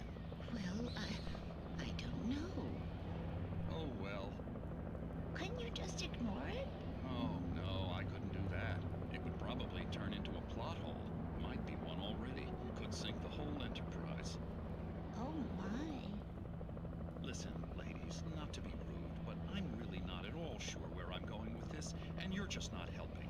You should just go back upstairs for a cup of coffee while I try to figure out what I'm up to.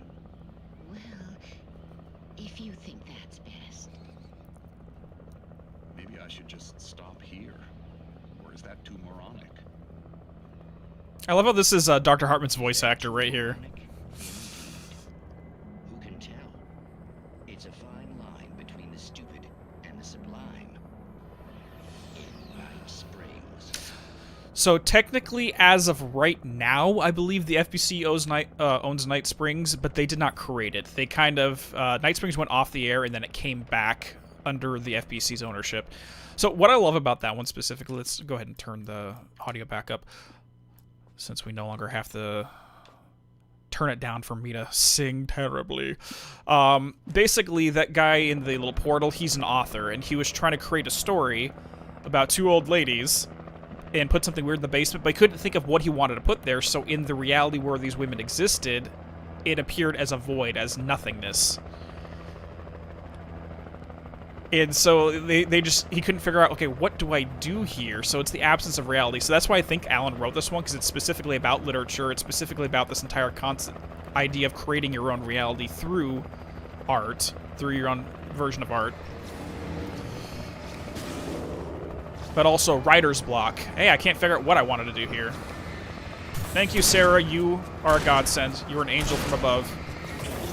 A true Valkyrie. And we are out.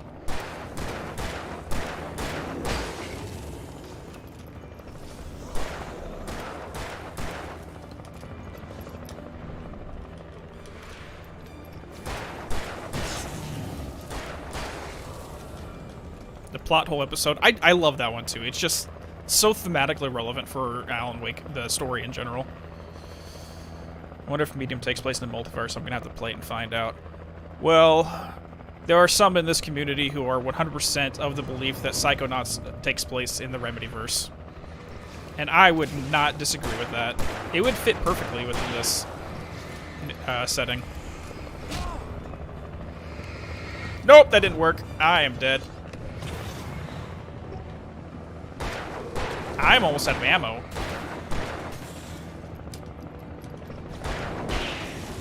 You know what? No, I'm gonna try to finish this off. No, there's two of these. I missed completely! I am terrible at this. Wow. There we go. The red is sus? Hey. Let's not get any ideas about the red stuff around here. Have you heard of Tron Uprising? Is that the... takes place before Legacy? No, I didn't even know that there was a spin-off on it. Tron's always a lot of fun. Okay. We good? We good? Let's go. We're almost out of ammo. We literally got 5 shots left. Let the bodies hit the... If anyone wants to DJ for me while we're playing this, I'm okay with that. Okay, you get to safety. Appreciate the support while you were here.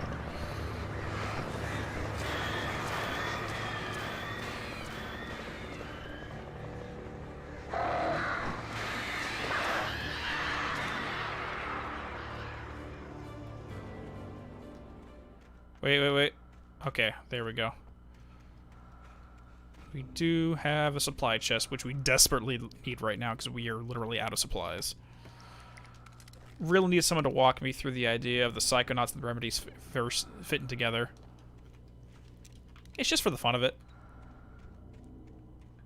I mean, you have Titanium, which is a psychoactive mineral that enhances that it either enhances your psychic abilities or it makes you unstable. That right there could be a AWE by itself. But anyways, moving onwards. You don't like Legacy? I have no clue. Okay, split chest around the building into the parking lot in the corner of the shed. Okay.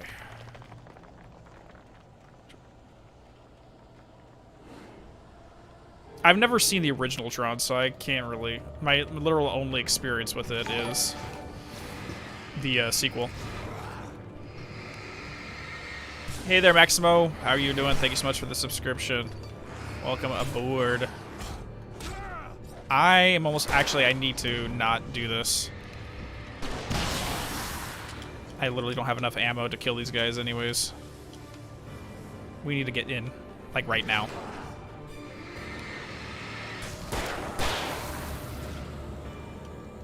Did I miss more ammo? I don't even know if I want to go back, because it's gonna cause them to... You know what? Let's just go. I think we'll survive. As long as Alan gets his cardio back.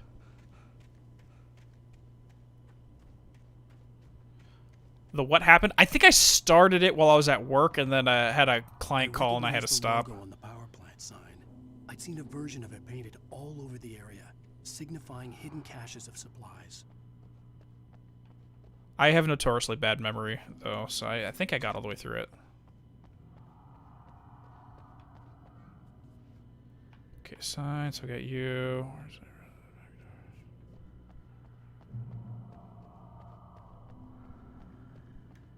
We got a sign right here. Warning. Oh. Right there. Miss Weaver, Cynthia, I'm a friend. Prove it. You knew Zane, Thomas Zane. You're the Lady of the Light in the song. You can help me. About time. Young man, I've been waiting a very long time for you. Hi, Cynthia. In the well-lit room. Excuse me? What you need to drive the darkness back. The well-lit room is at the dam. I built the room to keep it safe. Will it help me find Alice? Will it get me back to the cabin? Fine, let's go. I can get my friends to come back with the helicopter. Oh, we won't go outside. Never at night. That's rule number 1. You've been breaking the rules, young man, and where has that gotten us, No, I have a secret route, a lit route, an old water pipe. Something was damaged at the transformer yard. It's draining all the reserve power. Without it, the pipe will go dark. The power to the yard must be cut. Let me guess. You want me to do it? Young man, you're the one who likes to break the rules. I can't be outside in the dark. The kill switch is outside.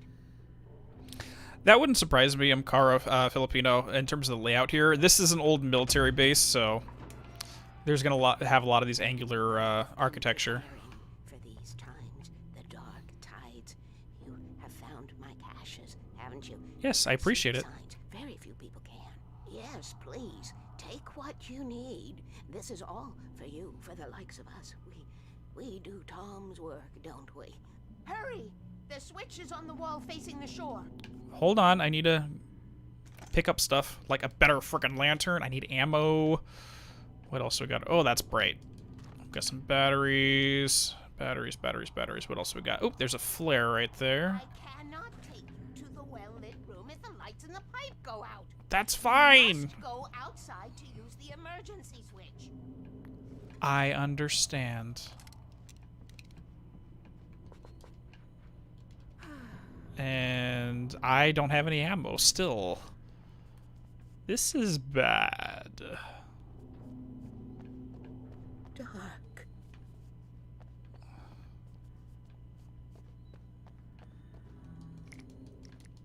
Okay, yeah, so we're literally just gonna have to get creative with this. Okay, wish me luck on this whole section. Okay, warning, decommissioned site is private property. The power plant is no longer operational. Trespassers will be prosecuted. You tell Cynthia that. I don't think she cares about your trespassing sign. Yeah, I saw that we do Tom's work. Absolutely.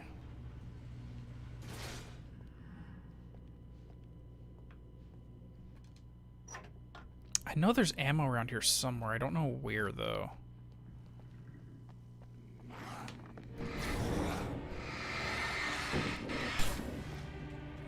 You know, I can take you out. I got 2 shots.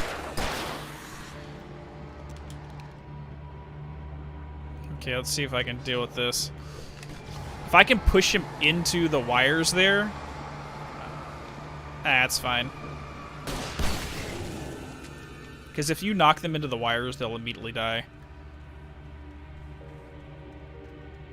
I don't know why I have so little ammo. Last time I got here, I was freaking stocked.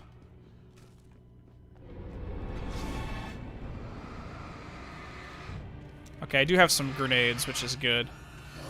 But I'm just going to try to run as much as I can for the time being. We'll read that manuscript page in a second. Or at the very least, if I get them to line up.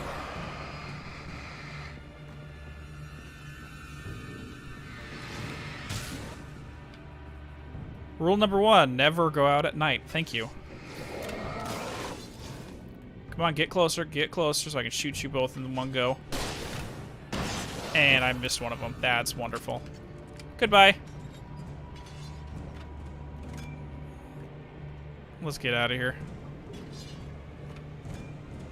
Yeah, because when I was doing my real quick run through this section, I was stocked in ammo when I got here.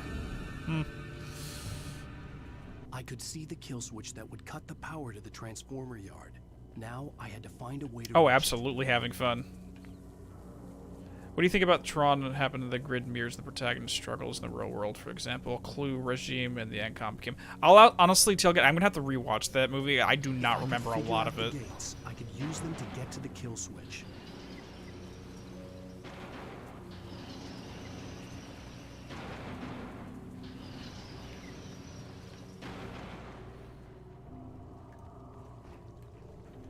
Psychonauts, the psychic stuff, public info, while the Remedyverse supernatural stuff isn't known to the public. Very true. But again, Remedyverse, it's a multiverse, isn't it? Rule number 2, keep the lights on. At the end of the day, the director's most basic duty is to keep the lights on, right? Wink, wink. Okay, we finally got some ammo. I know, like, who would design it? Like, the thing is, this isn't really a bridge system. It's intended to be, like, for hydro... whatever it's called. Power generation. It's like a hydroelectric plant or something. But whatever. The floodgates. Hold on, there's something I needed to read over here. Give me a second, I'm trying to remember what it was.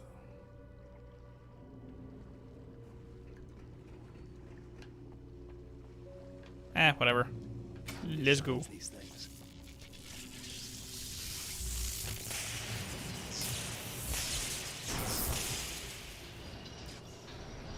least we have some shotgun ammo.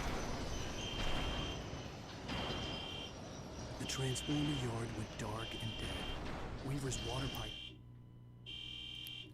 Hold on a second. For some reason, my car alarm just went off. I'll be right back.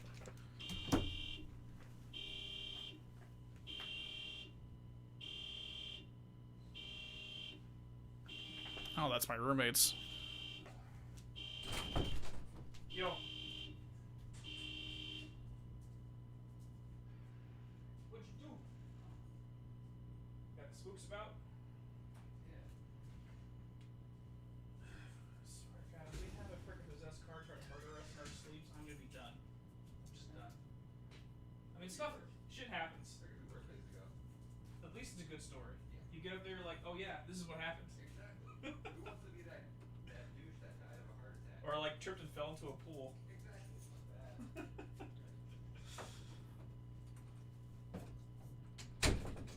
Oh god. Exactly. Trying to lure us into a trap. No, it was actually my roommate's car, weirdly enough. And for some reason we got on the topic of the car getting possessed and trying to murder us in our sleeps.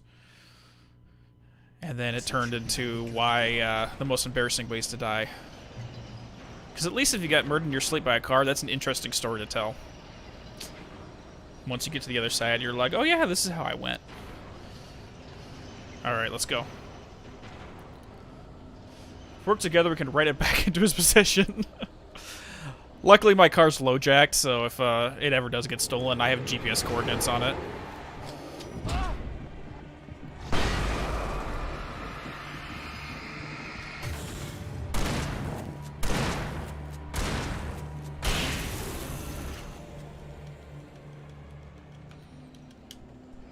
And we're still almost out of freaking ammo. Jesus! Best do it if you want it to be quiet, yeah. You know what? I don't like the sound of that chainsaw there, so let's grab our flare gun. None of your crap. Okay, that's gonna be round 1. Oh, wow. Lots of you guys. First of all, back up. Oop.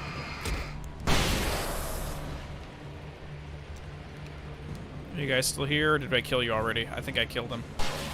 And that guy just killed himself.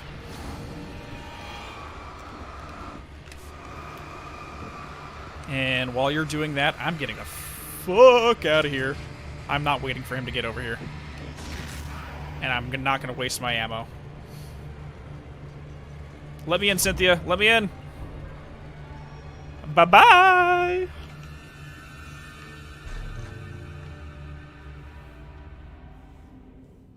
I know, that's actually why I brought it up, BJ. Because I have Stephen King on the brain whenever I play this game. Alright, let's do this. Exposition drop, let's go. I knew them both, Tom and Barbara. I had such a crush on him. Such a beautiful man. I was jealous. There was a part of me that was maybe a little glad when she had the accident. And then Tom started writing and woke the darkness up. He tried to bring her back, but you can't do that. There are no free rides like that. I'm starting to realize that.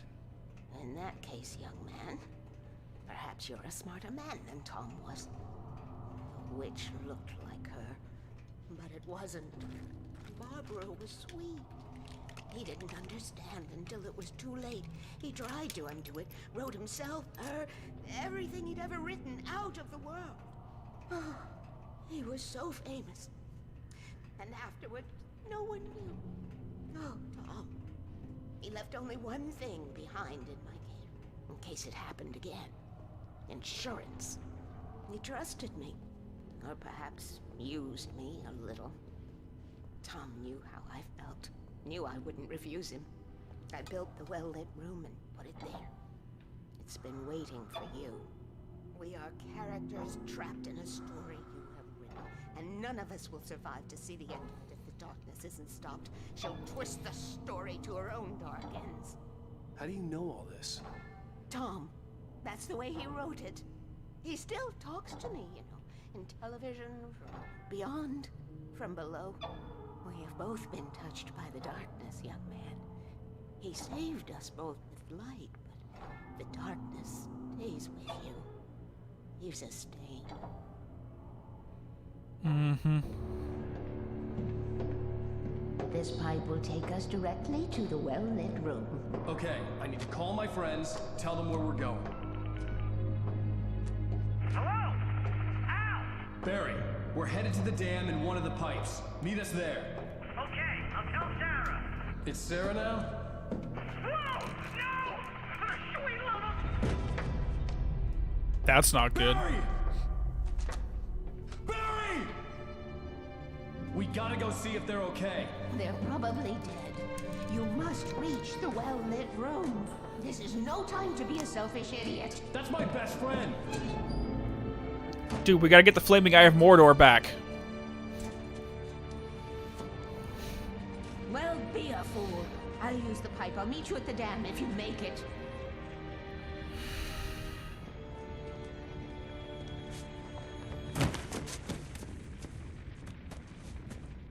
Alright. At least I didn't have to worry about her. She knew how to stay safe. This part got you shook. Oh yeah, when we get to the end of this, we gotta get there. We gotta get there. So Cynthia doesn't really own the power plant. This is a decommissioned facility, so no one. It's not actually operable. She just kind of moved in like a hobo. So over here to the well-lit room.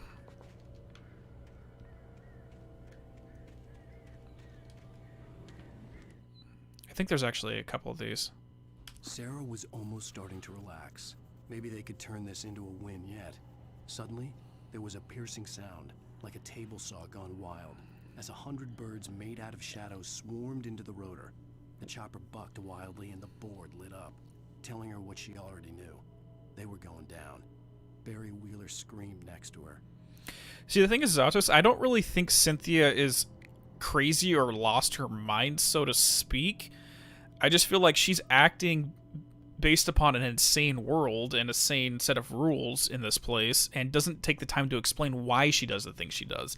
Like, her OCD is, from an outside observer, seems like, okay, that's kooky, but from the logic of someone who knows what's going on, she is 100% right. Make sure all the light bulbs are always working. You don't ever want a point in time when the light's out in the middle of the night. But she never explains to people why this is a thing. And that's where people see her as a little bit nutty. The Poet and the Muse, lyrics by Old Gods of Asgard, the chorus. And now to see your love set free, you will need the witch's cabin key. Find the Lady of the Light, gone mad with the night. Find the Lady of the Light, still raving in the night. That's how you reshape destiny.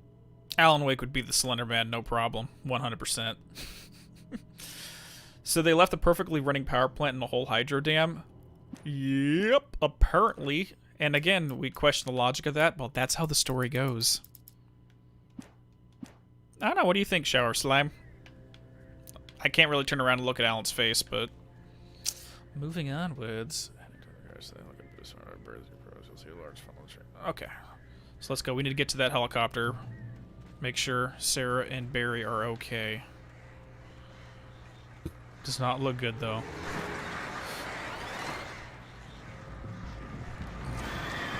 Oh, boy. At least we had a lantern this time.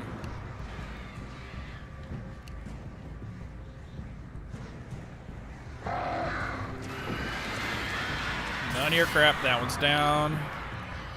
And sadly, we have a manuscript page at the bottom of this tree. And I do not want to try to risk that until these guys are gone. It's just squatter. Fair enough. Oh, jeez. I'm getting hit from every...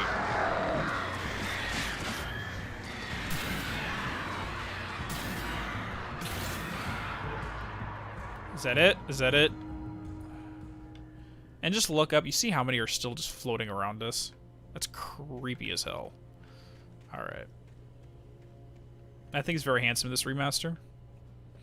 Yeah, they try to make him look a lot more like Ilkavia in this one. Of course, as well as any motion cam for this generations of face textures can. Children of the Elder God lyrics by Old Gods of Asgard. The second verse and chorus. Scratching hag, you can rake your claws and gnash your crooked teeth. You've taken slaves like ocean waves, now feel the ocean seethe. Father Tor blessed the war between the dark and light.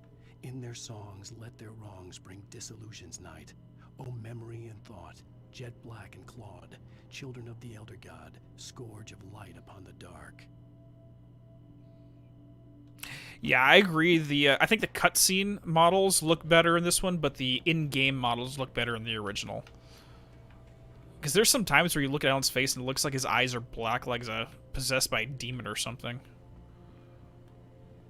But I've always had an issue with, like, I think eyes and teeth, weirdly enough, are the hardest things to animate properly, or at least to model properly.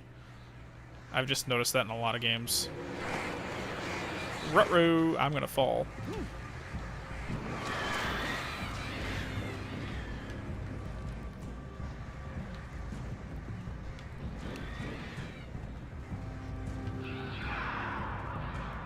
Okay, I'm just gonna wait here until you guys... Or you guys despawned. Okay, perfect. Well, I guess I got far enough away. Barry! Sheriff Breaker! Sarah! The crash site looked bad, but as far as I could tell, the wreck was empty. Okay, we're good. Got some more flare guns. Wait.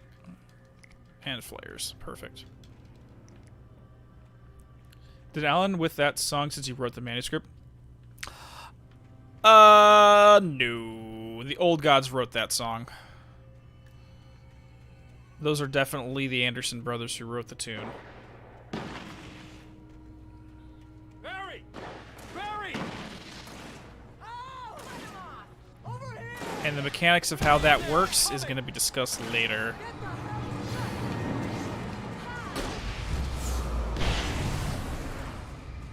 Rocket launcher, bitch! Alright.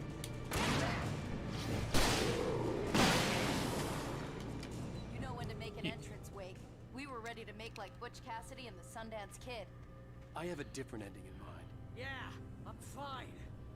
Thanks for asking. I knew you'd be all right. Anyone else having stream issues? The Flaming Eye of Mordor? Laugh it up, funny man. Didn't we have somewhere to go? Yes, but we need to get collectibles. We need to get supply chests before we do anything else.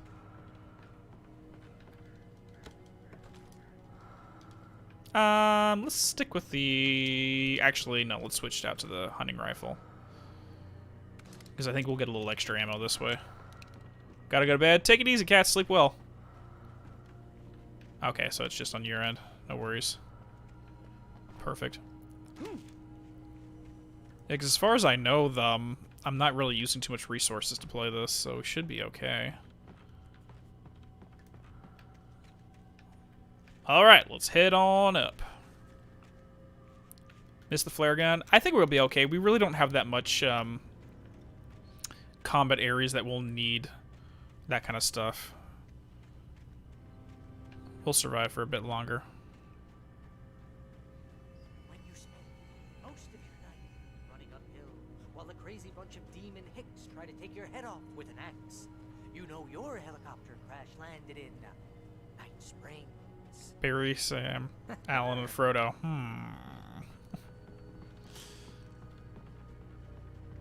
Gotcha. Who would win between Alan, Jack Joyce, and Jesse Faden? That's a very situational death battle right there. It really comes down to the circumstances. You see those lights? That's the elevator we need to take. Because let's be 100% honest, Alan, without Cauldron Lake here, is just a normal guy. He doesn't have any power. So if they literally fought in the middle of frickin' Los Angeles, nothing would happen for him. Okay, hold on. There's something over here. I think there was something over here. Did I miss something? No. Hey there, Ralph. Ralph, how are you? Oh my god. Oh my dog, gee, I can't believe I missed Children of the Elder Gods. Stupid job. Oh, that was back last one. The VOD's up already, though, so you can catch up if you'd like. What the hell is that thing? It's everywhere! Oh crap, there's more than one of them! At least we have a full team right now. Trying to do this entire section solo is a pain in the ass. Do something! He's too fast! I can't get a shot! Well, we can't shoot him anyways until we get rid of his shields. No, there! Ow, they're all over the place! There we go. There we go. At least we got some burned away there. Just two. As far as I can tell, there's just two.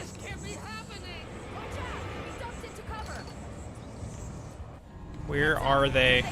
Where? There they are. Heads up! Here they come! Right there! Almost. I think we got... There we go.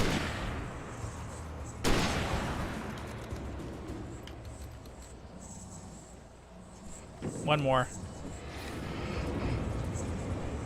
Come on. There we go.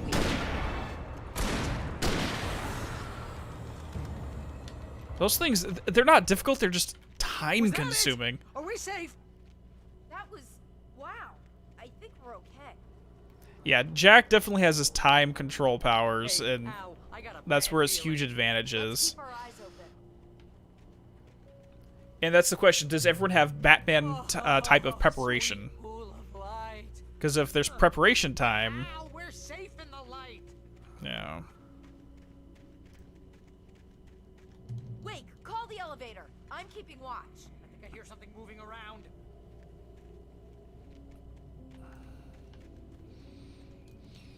Because, yeah, if we're near something like Cauldron Lake, Alan could basically just ride it for the win. Jack, in a pinch, I think Jack would win because no one else has preparation time to really deal with him. But if they had prep time, Jessie would win because she's overpowered as hell. So it's hard to say. It's a very situational fight. Alan with prep time is like Batman with prep time, let's be honest. He can take care of anything. Control Kingdom Hearts crossover, that would be fun. Especially since I'm a huge Kingdom Hearts fan. Unashamedly.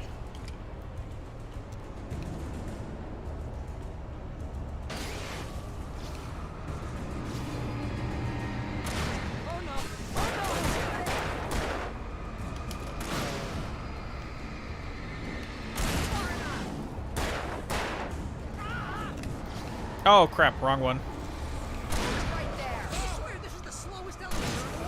It is the slowest elevator in the world. Goodbye.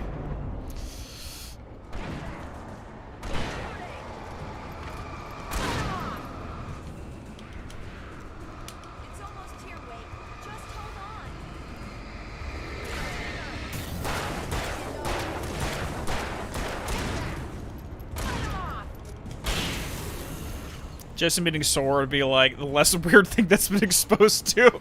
She's like, okay, that makes perfect sense. I think that's the great thing about Control in general, is at a certain point you just stop questioning things. You're just like, let's just go with it. Anyways, back to Alan Wake. The point of the story. We're almost there. There's an So Gia and chat, if you played it, what's your opinion on the remaster? Well, Weaver's crazy, but she's got something Zane left behind. Honestly, I Something enjoy to it. fix this. Gee, could you be a little more vague? Like Thomas Zane?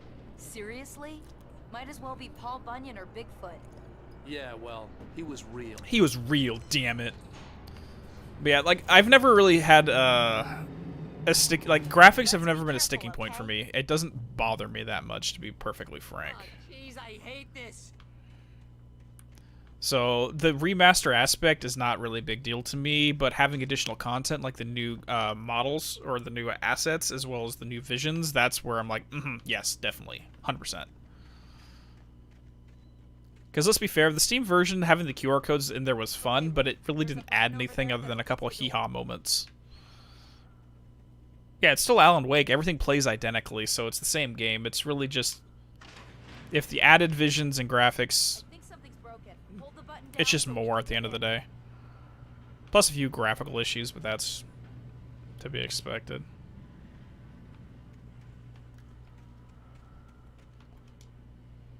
This facility has been decommissioned and is not staffed. Entering to the dam structure without authorization is a criminal offense and may be prosecuted under the law.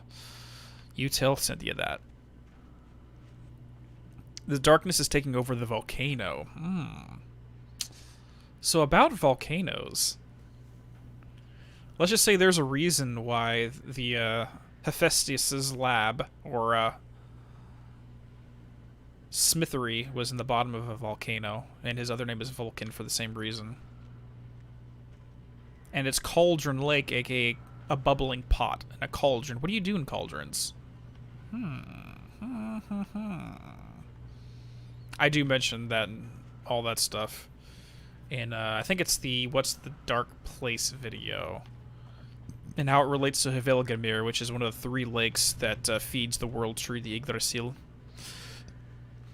But anyways, the boil things. It's a cooking pot. You melt things down and create something new. Come on. Are you here? Like, I'm seriously just waiting for this to get down here. Did the game bug out? Oh, I have to hold it. Jesus Christ. Wow, I'm smart. I don't know any more details about Project Condor than anyone else, Tailgate. To be 100% honest, so I can't really say.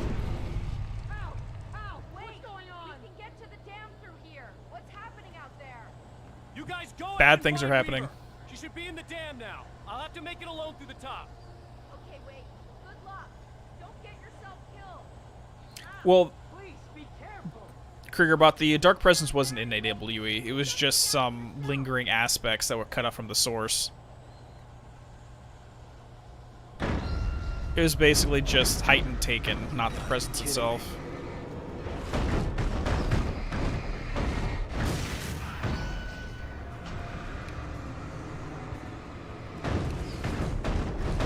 But again, we're not going to really talk too much about that. We're trying to keep as much spoilers out of this.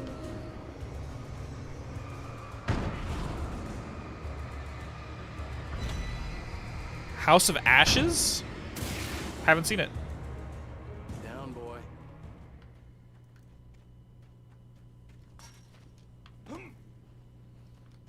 The hiss versus the darkness.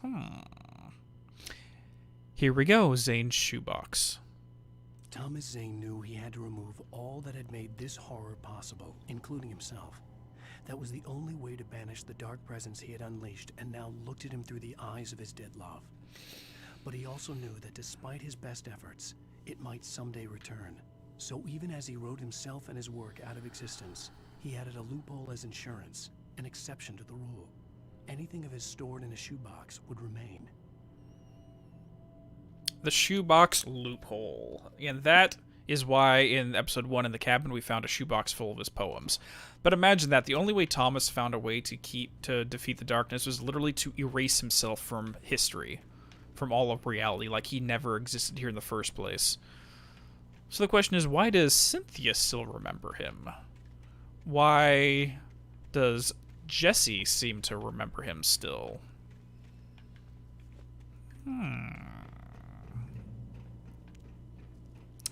And more specifically, why does a certain woman named Samantha Wells know him?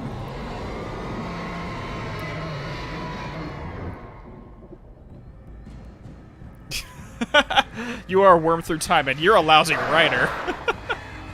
Absolutely. Oh, wow. Oh, wow. Oh, Jesus.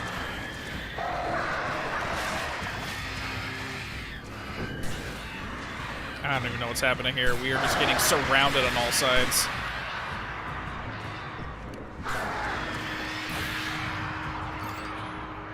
Is that all? Is that everything?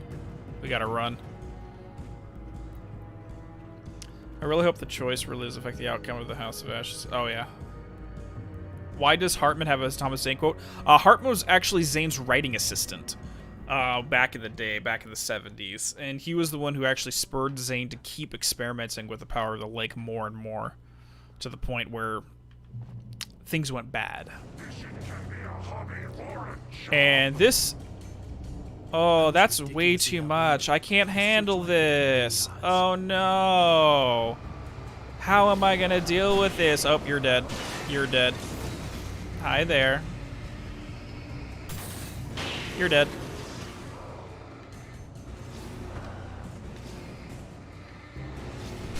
You're dead. You're dead. Shit, he got behind me. Get off! Alan, get off the damn thing. I thought I was so cool.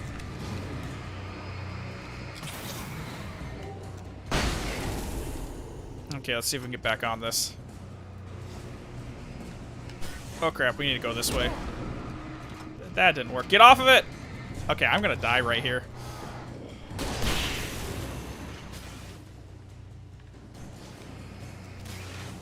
Normally I can deal with all these guys in one go, but I'm failing like crazy right now.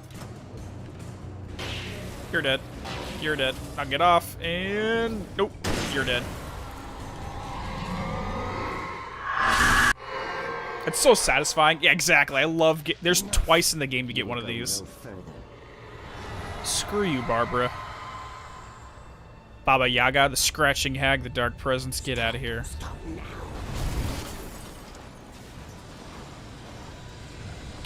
Residual memories of Zane. I'll read as soon as we finish this. Because we are in a run-for-your-life situation. With terrible cardio. After all this time, he hasn't gotten better at running. Unfortunately.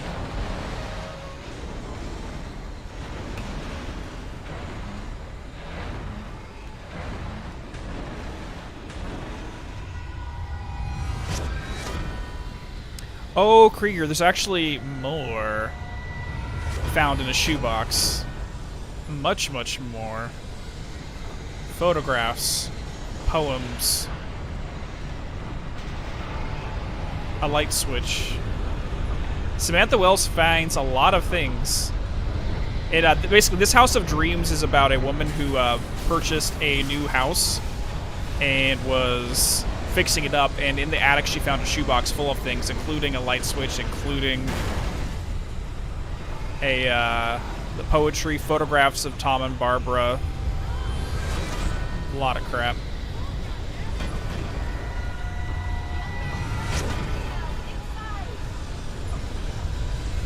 I'm actually thinking of going over House of Dreams on stream at one point.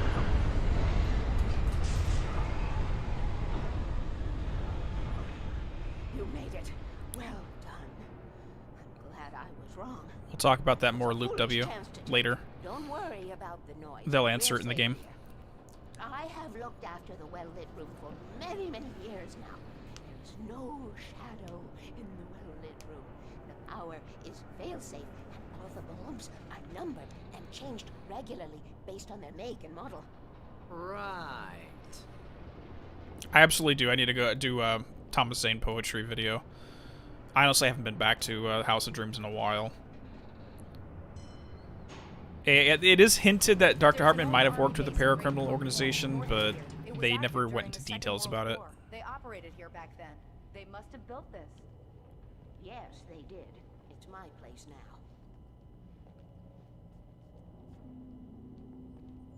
Okay. Alright, everybody. Before we do this, pause. Bathroom. I'll be right back. Sorry.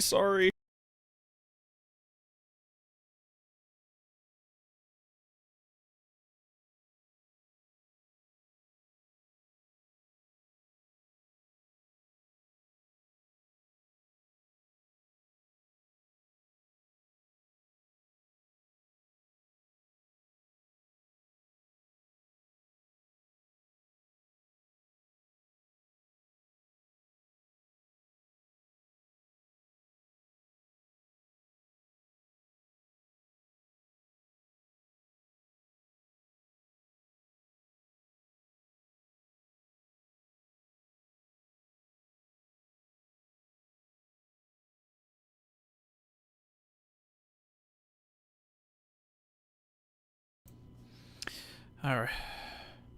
Suffered a power cut and was never seen again, absolutely. Nope, I'm back. Sorry, you're stuck with me. So in terms of the comics, actually, I was going to talk about the comics before we walk through this door, weirdly enough. So remember, at the beginning of the chapter, Barry started calling people on the list that Sheriff Breaker gave to him. One of them was her dad, Frank Breaker, who immediately called up a lot of the deputies who are familiar with the oddness of the town, and Frank Breaker's actually on his way to the dam as we speak. He's inside of a truck. Him and his guys have been fighting the Taken all night in a completely separate section of it. So he's literally closing in on this location right now, off screen. Tailgate, we're not going to talk about any control stuff. I think I kind of pseudo released a video on that, but you can check my control playlist. But no spoilers in chat for anything, and we're not going to talk. We're going to do our best not to talk too much about the details of control, just broad strokes. Anyways, moving onwards. Yeah, the comic book is basically Breaker DLC. Take it, and I won't need to worry about the room anymore, because 6 and 33 and 118 need changing soon, and I don't want to climb up the ladder to change them because it's very late, and I'm tired. And if you take it, I won't have to do that anymore. Here we go. The page was autobiographical, a memory from my childhood. But I didn't write this. It was a page written by Thomas Zane. None of them were supposed to exist anymore. Alan, 7 years old, would fight sleep to the bitter end. When he did sleep, he soon woke up, screaming, the nightmares fresh in his mind. One evening, his mother, sitting by his bed, offered him an old light switch. She called it the clicker, and flicking the switch would turn on a magical light that would drive the beast away. To imbue the talisman with all possible power, she added that it had been given to her by Alan's father. Alan never knew him, and anything of his took on mythical proportions in his mind. With the clicker firmly in his hand, Alan finally slept like a baby. Now, almost 30 years later, Alan thought of this as he stood on the rim of Cauldron Lake, the clicker in his hand. He took a deep breath and jumped. My mind swirled. I'd given the clicker to Alice, yet it was here. Zane had written it into existence, in a story I had written. I can get to her now. I can finish this.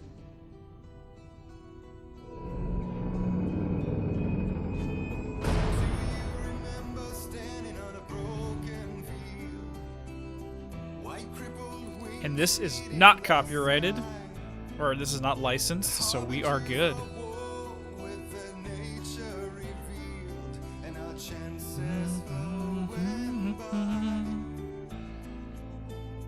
Yes, that was James. That absolutely was James McCaffrey.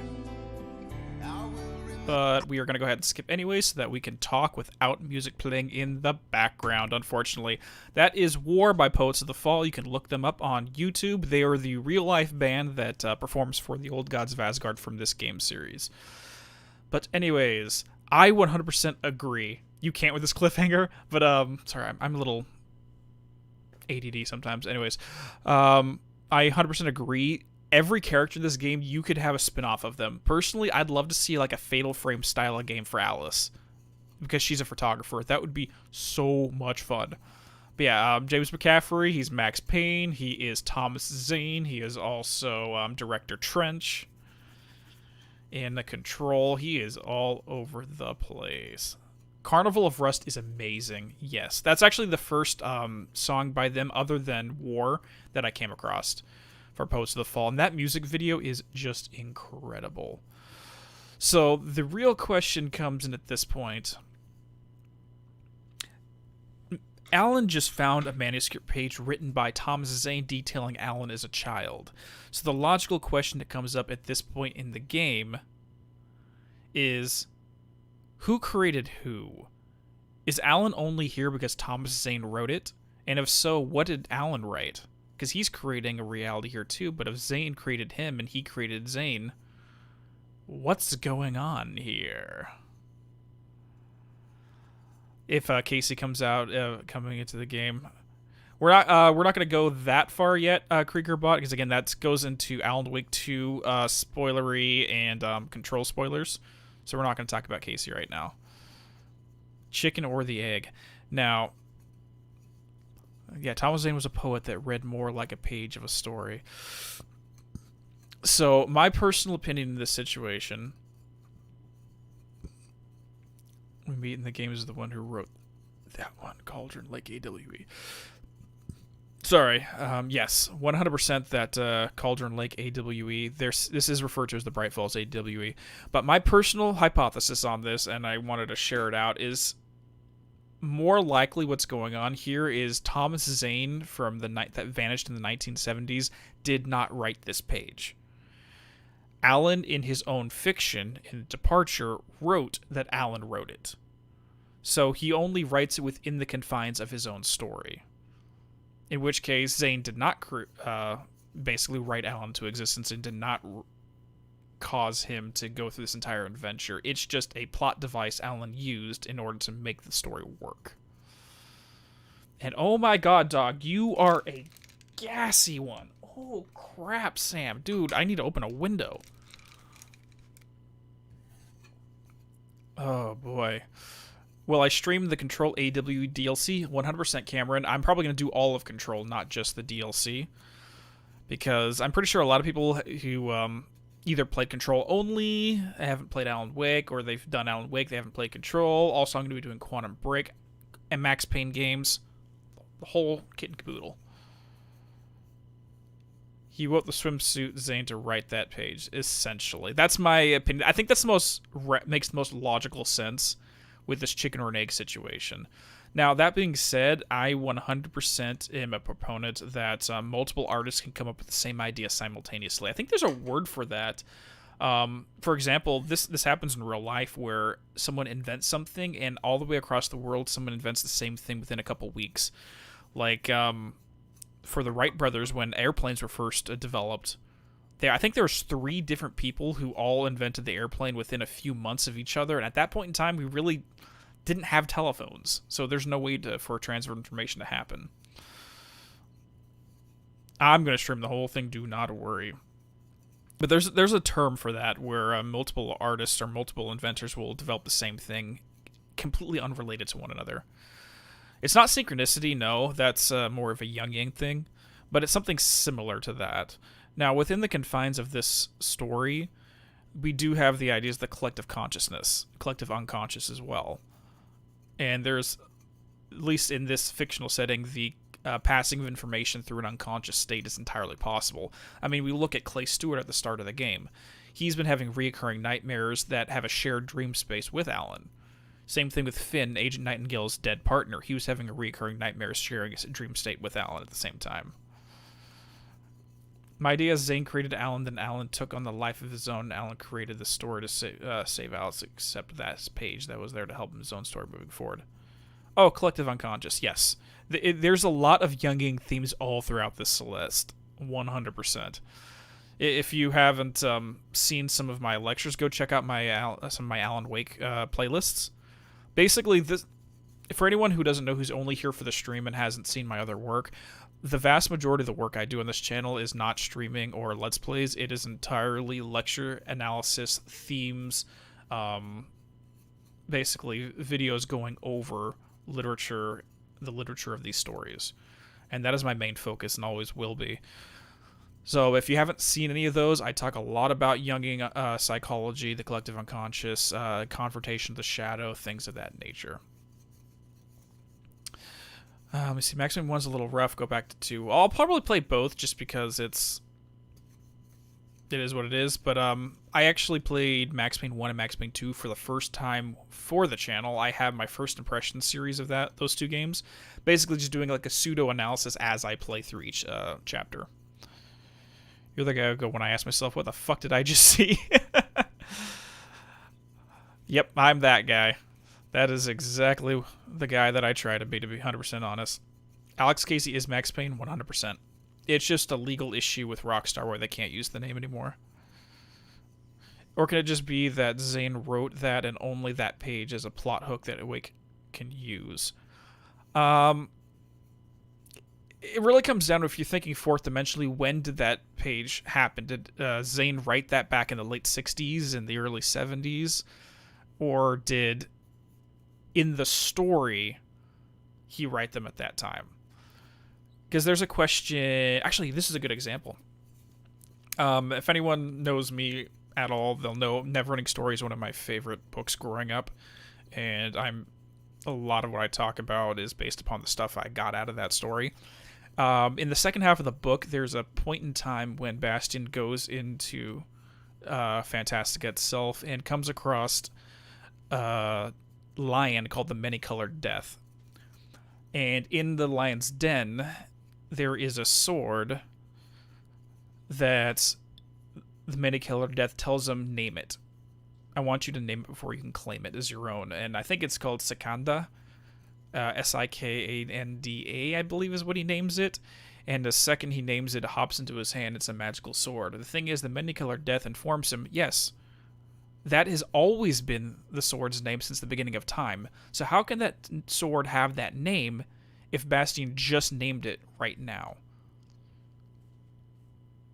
And the logical conclusion is, well, you can write a story right now about something that happened in the past. I mean, I can write a book taking place in the 17th century. There's nothing stopping me from writing about the past. You can't bring to reality something that is already... Okay, sorry, I'm going to read up a little second. Anyone can use the power of the cauldron. Like, you have to be an artist, Celeste. It can't just be anybody. It has to be someone specifically who has... who's tuned in with the power of artistry. Someone just subscribed to you? Well, congratulations, Bird. Very nice. You want to go check it out, I imagine? First, thank you, Joseph. Yeah, exactly. My audio video starts. First, we need to talk about thermodynamics. That is the biggest running joke, I think, for the entire channel, is I just talk about random crap like that. Hyperrealism, exactly. If it was truly an AW, maybe they took Alan beyond space-time. And those are all plausible solutions for it, but they don't go into much more detail than what we get in the game. So, and there is some lines of dialogue in the DLCs that further support my hypothesis, though, but I'm not going to talk about that until we get there. Sam Lake said in the remaster commentary that Casey was not Pain. Well, it's in the same sense that if you're a Kingdom Hearts fan, Lorium is not Marluxia. But they are the same person. It's a non-Aristotelian type of logic. And I forgot what, I think it was in the Nail video, maybe not the Nail video, where I talk about, no, it was the Nail video when I talk about non-Aristotelian versus Aristotelian logic. Basically, in Aristotelian logic, something is either true or false, and that's it. In non-Aristotelian logic, something can be true, something can be false, something can be true and false, and something can be neither true nor false, all at the same time. And that doesn't really make a lot of sense unless you're getting into a lot of philosophical quandaries, to be perfectly frank. What does count like an artist for Cauldron Lake? I wonder if the lake chooses the art. The lake doesn't really choose it. It's... Have you finished the game, Celeste? I don't want to really go further down the conversation, but if you're not aware.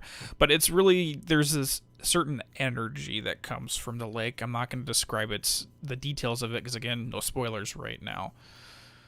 But it's specifically artists. Like, it's very possible that other people can like have small tier adjustments, but it's not gonna. It more drive them crazy than anything else. Could Wake create a new world with his writings? Where does his power start and where does it stop? I can't comment on that just yet. Sam, do you want to go outside? Okay, you're going outside. Okay, no you don't. You just want attention. Dude, come on.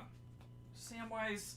I love you, dog, but you can't just scratch at the door acting like you want to go out every time you want a freaking belly rub. Hi, dear. Sorry about that. I'm back.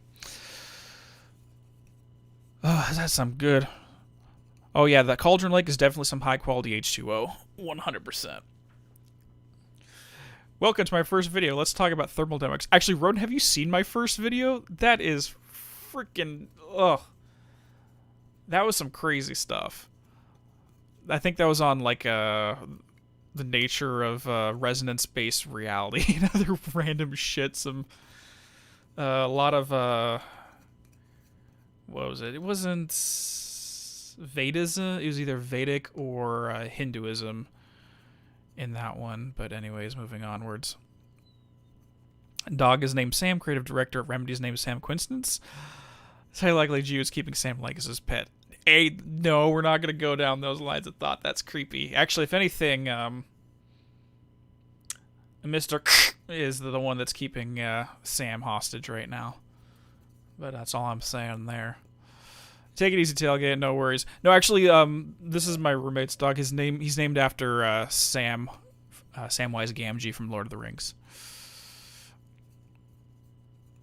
I was actually considering getting a soundboard just so I can scratch out or out every time I use that moving forward. Because I cannot... No one can say that word.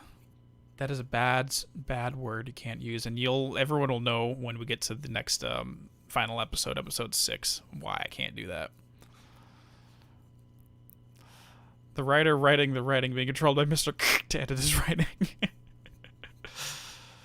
I should get a soundboard 100%. Yeah, so it's more from that area, and I think the closer proximity to the link, the more chaotic it will get. But artists, their job at the end of the day is to call upon the forces of their own personal unconscious to write a story. And that's really what the first episode I ever made for the channel was really about. Is, let's be honest, stories exist in our own unconscious. They bubble up from underneath. We tend to... The act of writing something is to form those stories we have in our side of our minds and project them outwards so someone else can read them or someone else can experience them. But they all exist in a chaos state down in the unconscious.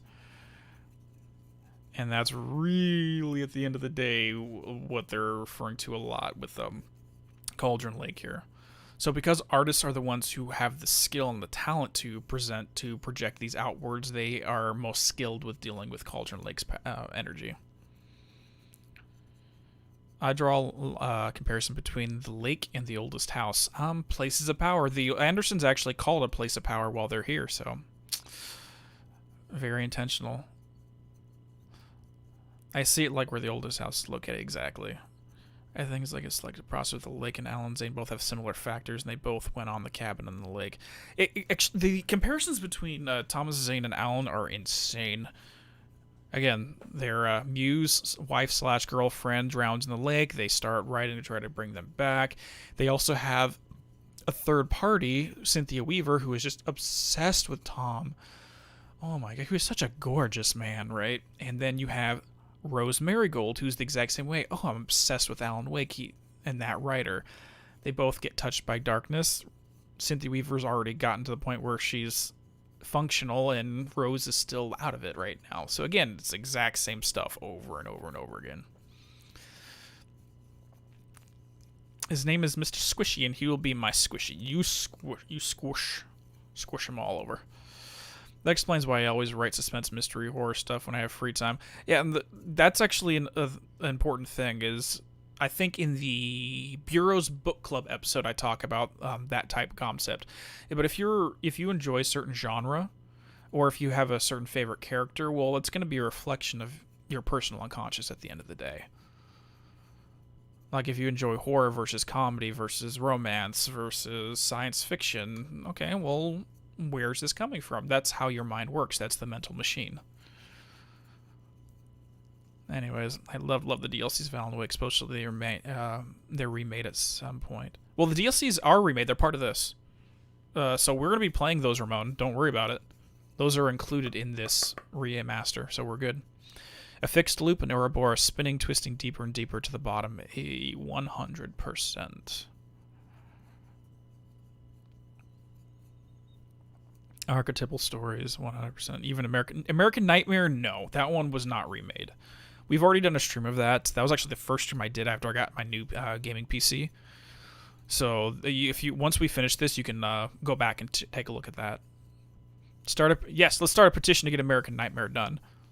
Honestly, it looks great on its own, and I don't know what else they could add to it, to be 100% honest, but oh my god. Anyways, guys, I am probably going to jump off now so that I can start working on getting the background music for the new episode going up this weekend and start editing the new Psychonauts video.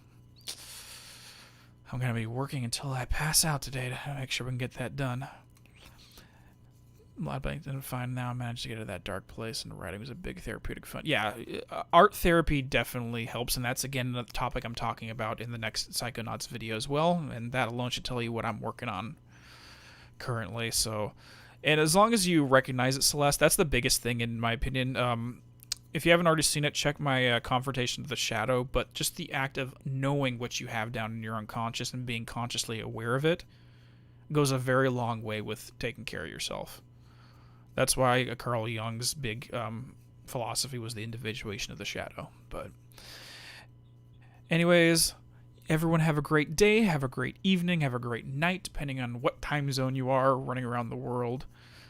And we'll go from there. I'll see you all next time, which is going to be Sunday.